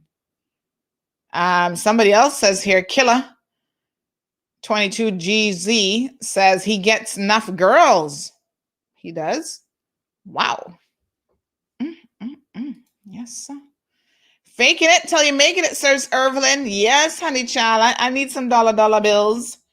Can I fake it with, I know. Now y'all hold on a second here now. I got a 4-year-old, so her stuff always be all over the place, child. She says that she's 4 1/4 now, and I'm trying to teach her to pick up after herself. So we don't have no dollar bills around the place because we're not really flossing that kind of life. But look at what I got. Hold on. I got some French fries, some fake French fries. Look at this. Can I fan these out and be like, ladies, I'm gonna, want a French fry? I can entice you with some food. I got some fake French fries right here, right on my desk. What else y'all want? I got what is this fake juice? Something funny kitchen. This is all her little kitchenware. So yeah, I mean, I don't have any dollar bills to impress y'all with, but I got French fries. We gave away some Waffle Monkey gift certificates this morning. Y'all, I keep my back scratcher handy. We were giving away some of these. Did y'all miss this during the anniversary? We gave away some back scratchers. So we ain't got no kind of big time money. We don't have $20 bills to be fanning all over the place. But you know, and then we earn our stuff legitimately from like sponsors, and we go out and buy it and stuff. But anyway, French fries. El Ray, what's up? It's El Ray's fault why I was in Facebook jail. I'm gonna blame him. So Gallus is a man with enough girls. We learned one new word here today. Hey, cousin Ed, what's up? Natasha having a good laugh. Gallus is supposedly a ladies' man. So he's a Don Juan, a Casanova, a Gallus. All right. Aye. Yes, sir. Natasha says, keep the show going until 11 o'clock. Don't y'all have some work to do? Over 300 people still tuned in. Y'all talking about keep it going till 11 o'clock. Y'all better get to work. Them a dash away money, so it seems like, and popping $5 drinks. Y'all going hardcore. Wanda says, as they say, I can do bad all by myself and I don't need no help. Rocky coming here with a few bad words, dropping them. Victoria says those French fries cost more than his rims. Y'all need to stop it now. Fit US dollars. Well, they kind of look, hold on, they look real, man. No, man, I think they're real, you know. Hold on. They don't know, dog. They don't know. If it's that bad, them want to see a dead dog. That's not nice. Isn't that came out of me? We want cash, bank cash. We want rich like we win jackpot. They don't know. They don't know. Why does he have all $20 bills? They don't know how they go. They don't know, dog. They don't know. Let's be honest. He would have been better flossing with some CI. He could have CI dollar stronger still, you know, boy. Did anybody tell him that? What a hot mess. Businesses married. Yeah, that's the whole thing. Don Juan wannabe. Charm said, what have I missed, girl? You missed a lot. Nathaniel says we can multitask. Next thing you know, your employer be like, I see you listening to CMR.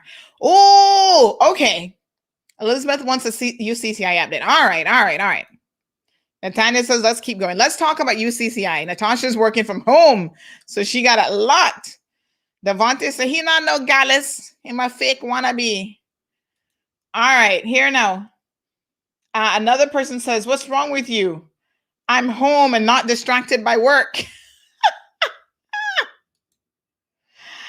Oh my God. No, I meant you were being distracted by CMR, not by work. But you're just too funny. Hi.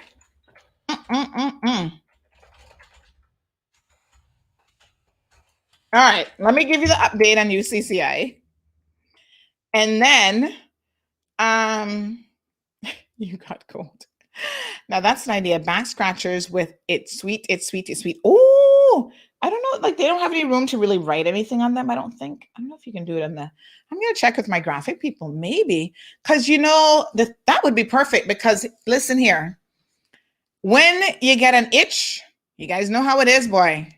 Like, even if you don't have an itch and you start scratching, have you ever noticed that you start scratching? It's like you can't stop. All of a sudden, you're like, ooh, right there. Ooh, over in this side. Ooh, that feels good. There's something about scratching the skin that activates like other areas wanting to be scratched as well. That's why I love me. I just keep it handy just in case. I'm like, I don't have to call anybody. I don't have to rub up against the door jam. I can just pull out my back scratch and be like, oh yeah, that feels great. But yeah, you hit that nice scratching sweet spot. So that would go really well in the handle. It's sweet. Anyway, UCCI, let's talk about it. Jake says he got more $25 US bills than 25 CI. No, we can't go until 12 o'clock because I'm pretty sure that I made an appointment to go to the salon because child, my nails been looking rough. The toes looking rough. So I need to do a little bit of TLC for myself. Child, Devontae, everybody gonna be getting arrested here shortly with all the foolishness they're going on with. But let's talk about Wayne. What's his name? Wayne Jackson. Now this fool, it's so sad. I don't know what he did this for. But Sir Wayne has really messed himself up. Greed, and more greed. So allegedly, these are all allegations. He has left the jurisdiction. That we know for a fact. That ain't an allegation. That is proven beyond a doubt. The man got on Cayman Airways and skedaddled out of here. Left his wife and 13-year-old child behind. Now, you know, if I was his wife, I'd have some serious questions for him. But she was also telling people apparently that he was sick with cancer. So here the scoop now. Mr. Wayne, here's his photo. Director of Hospitality Studies, the School of Hospitality Studies at UCCI, has left the jurisdiction after some questions were starting to be asked about him. And certain invoices that he was producing to the college, allegedly, for payment of services, some dive company that was set up. So the dive company was supposed to be providing services to his students because remember, hospitality school would cover all that. So he works with industry partners, you know, restaurants, maybe people in the dive industry, all of tourism. Well, he got this idea, it appears, allegedly, to set up this company and funnel invoices through the company. Louisa, you can have a back scratcher for free, girl. Just message me. I got a whole pack around here somewhere. Pack of 3, I think. Courtesy of Miracle Brokers. Big shout out to Miracle Brokers. So anyway, he does these fake invoices. Now, the university paying electronically, so the money going right into a bank account. And some little clerical person apparently starts questioning what's going on. Oh, I've never heard of this company before. They start looking them up. Call the number in the invoice. The address belongs to like another company. So it's not a legit address. The phone number never worked. Went straight to voicemail all the time. Strange. A dive company that nobody even answers the phone. When they track down the address, the person's like, no, this is another dive company, but we don't know who that one is. Okay. They start to ask some questions, and my man pick up and leaves the jurisdiction back in March, like the 3rd of March or something, somewhere early in the month of March. So he leaves Cayman, like I said, leaves the poor wife behind, tells the school that he's going away for some eye surgery or eye treatment or something. Tells the church folks, Church of God Chapel, they're my people down there, you know, Walker's Road. That used to be my church. Tells them, pray for me. I have cancer and I'm going to go get treatment. And I'm thinking, doesn't this story sound awfully familiar? Saeed also claimed that he had cancer and he was on deathbed and dying and blah, blah, blah. Meanwhile, Saeed got out during COVID, good behavior or COVID release program, gone with his Caymanian wife, another fool, to Canada. And now they have a baby. And I guess they'll live their best life. Wow. And she's an educated person, comes from a good, well-known family here in the Cayman Islands. I'm telling you, there is no explaining why women fall for men like Dr. Saeed. Not even doctor, because he was lying about that too. Mr. Saeed. But anyway, you know what is so interesting about him? One of the things, he stole over $700,000. That's pushing $1 million, you know. He had multiple women. He's another Gallus. Casanova wannabe. He had multiple women. And 2 of the women were named the exact same thing. I always found that really weird because I'm like, maybe it just made his life easier when you think about it. Okay. Carla says these stories can push the man to commit suicide. You can't be spreading rumors like this. What part are you confused about? So you don't think the invoices existed? You don't think the payments were made? We've always said on this show that everybody's innocent until they're prosecuted and found guilty. So, but what part are you confused about? You don't think the company didn't exist where it said it existed? You don't believe the phone always went to voicemail? You don't believe he left the jurisdiction on March the 3rd and KX? Hold on.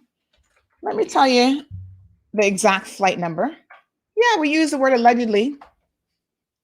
That doesn't mean that what I'm telling you isn't 99.999999999% confirmed. What I'm telling you is the man has not been formally charged. And in fact, in his instance, because he's left the jurisdiction, that presents an issue with arresting him. So Carla, this is where you got to read between the lines now. I am telling you that the man left the jurisdiction on March the 3rd on KX. Hold on. Let me tell you the exact flight number. You think that that's speculation? I could probably even get you the time that the flight left. KX number.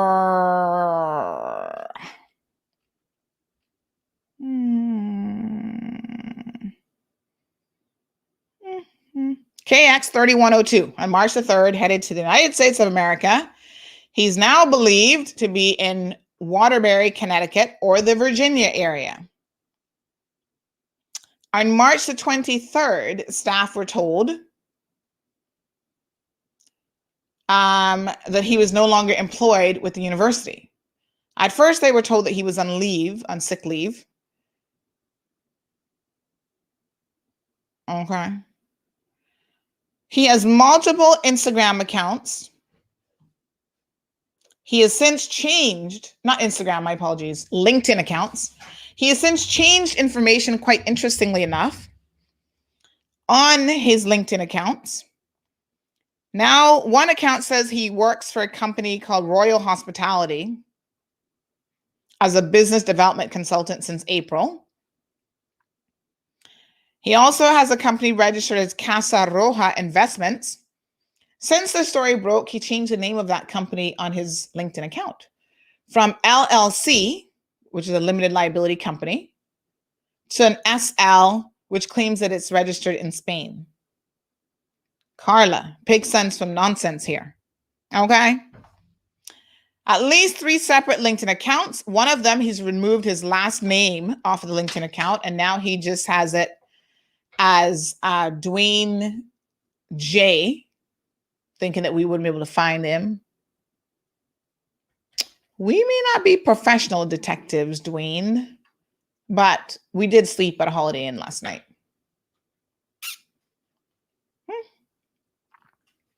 Hiding, changed up information.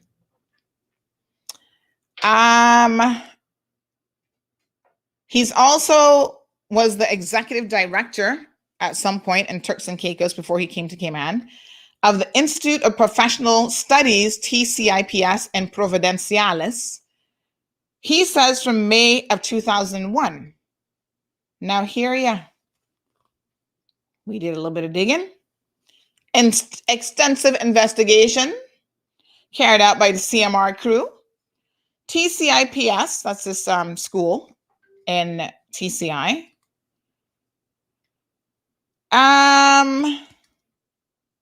Didn't open and start operating until 2009. Teaching students forms 1 to 5. So how can you work in an institution from 2001 when they didn't exist until 2009. I'm just saying. UCCI, do y'all really check anything, any credentials? I'm at a loss here, because if I can find it,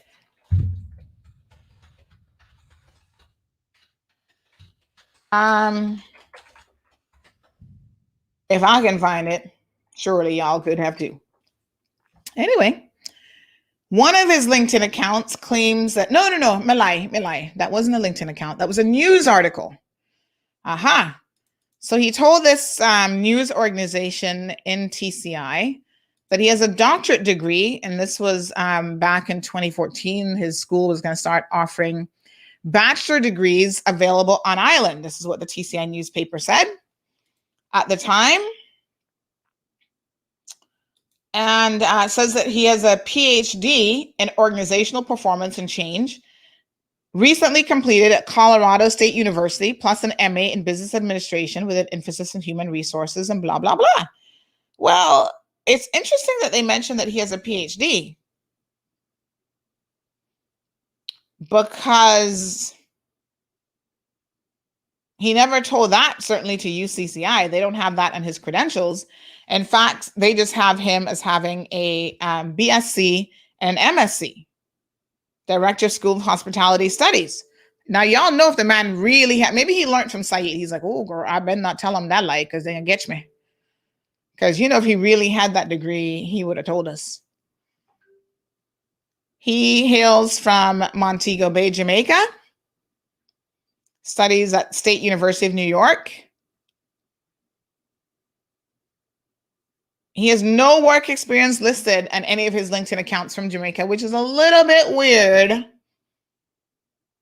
His eldest son, I don't know if he has any more children, so I shouldn't say eldest son, but he has an older son who is 21 years old. He graduated from John Gray High School after they moved here in 2014. He graduated in 2016, and he now resides somewhere around Wheaton, Maryland, and he's an aspiring rap artist.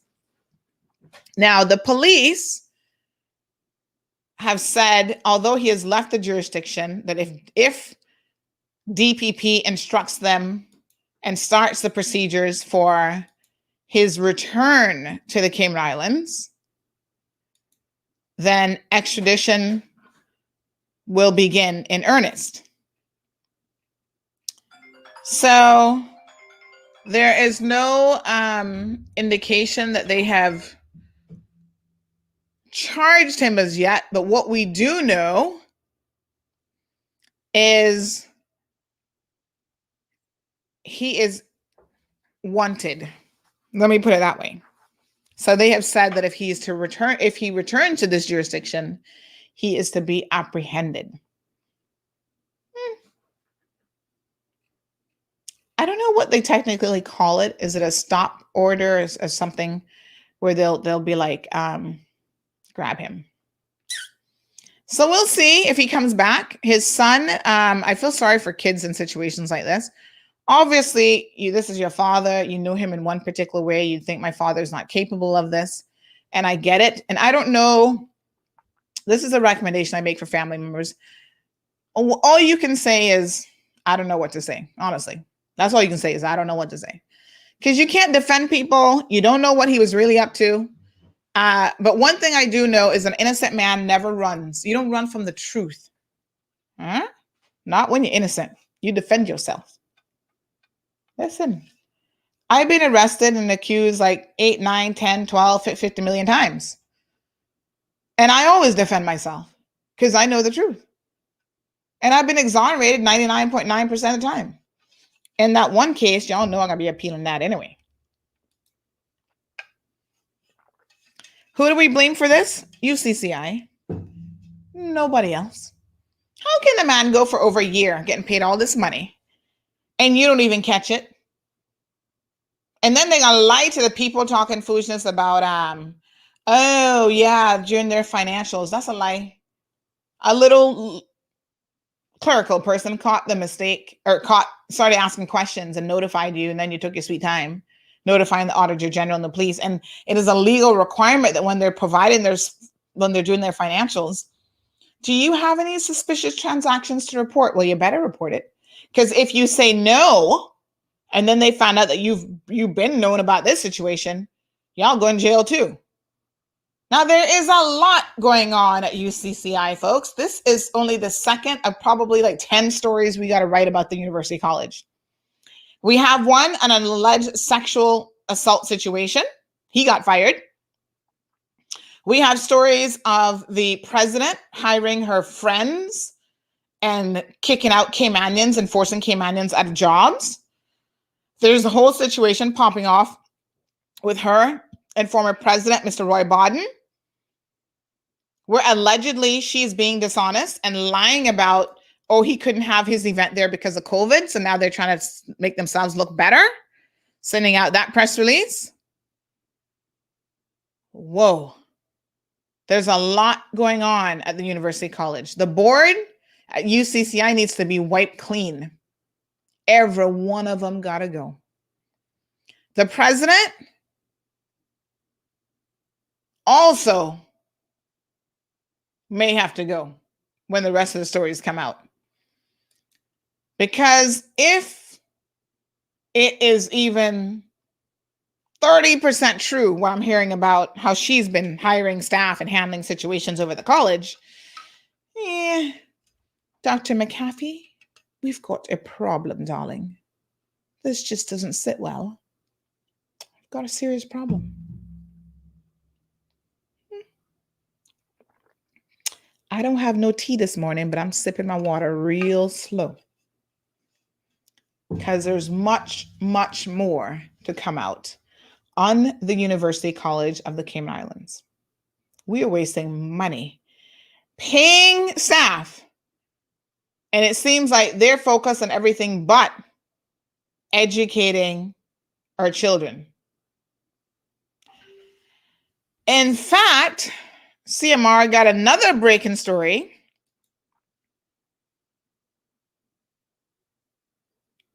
that's coming out soon about a man who was taking advantage. This story going up today. So y'all make sure you tune in. And tomorrow's program, because we're going to be talking about it. Caymanian taking advantage of work permit holders, telling them to come to the Cayman Islands and then making them pay for their own work permit. All sorts of stuff. Nowhere to stay. A hot mess. You're going to be surprised at his connections to the politically elite in this country and his blatant disregard for the immigration law and taking advantage of people. Now, my Caymanian folks, we don't do this kind of thing. This is not who we are. I don't care whether the people are Filipino, Jamaicans, English from Timbuktu. We are not about that kind of life. We should not be breaking our own laws, and we should not be taking advantage of people, bringing them here halfway around the world and then taking advantage of them, and then telling them to lie to immigration.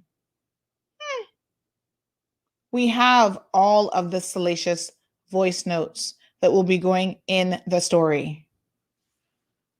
Y'all hear me? Voice notes out of the person's very mouth. Oh my God, y'all are stupid. In addition to breaking the laws, you're stupid about how you do it, and serves you right. You should be stupid and you should be caught. Now let's see what's going to be done about it. That's the most important thing. Anyway, folks, it's 10 o'clock, 10:03 exactly. UCCI doesn't appear to know how to use Google, seeing as they only have 21 YouTube subscribers. Chat, please. They're wasting money on a marketing campaign that makes no sense and that don't work. I don't know who they're targeting. But yes, Jose, they're going to be all unmasked, as you've said. This is a cold, hard truth, folks. We don't care where you're from. We don't care if you're Caymanian. We don't care if you're the Premier's brother, former Premier's brother. All things will come to light in due course. So y'all stay tuned for that story, because when I tell you that one hot, whew, that might blow a hole in the CMR website. Anyway, you guys have a beautiful day. Be safe. Don't go out there and break no laws now, whether it's traffic laws or anything else. Respect the rules and the laws of our beautiful country. It should be so simple, but I know for some of y'all it's hard.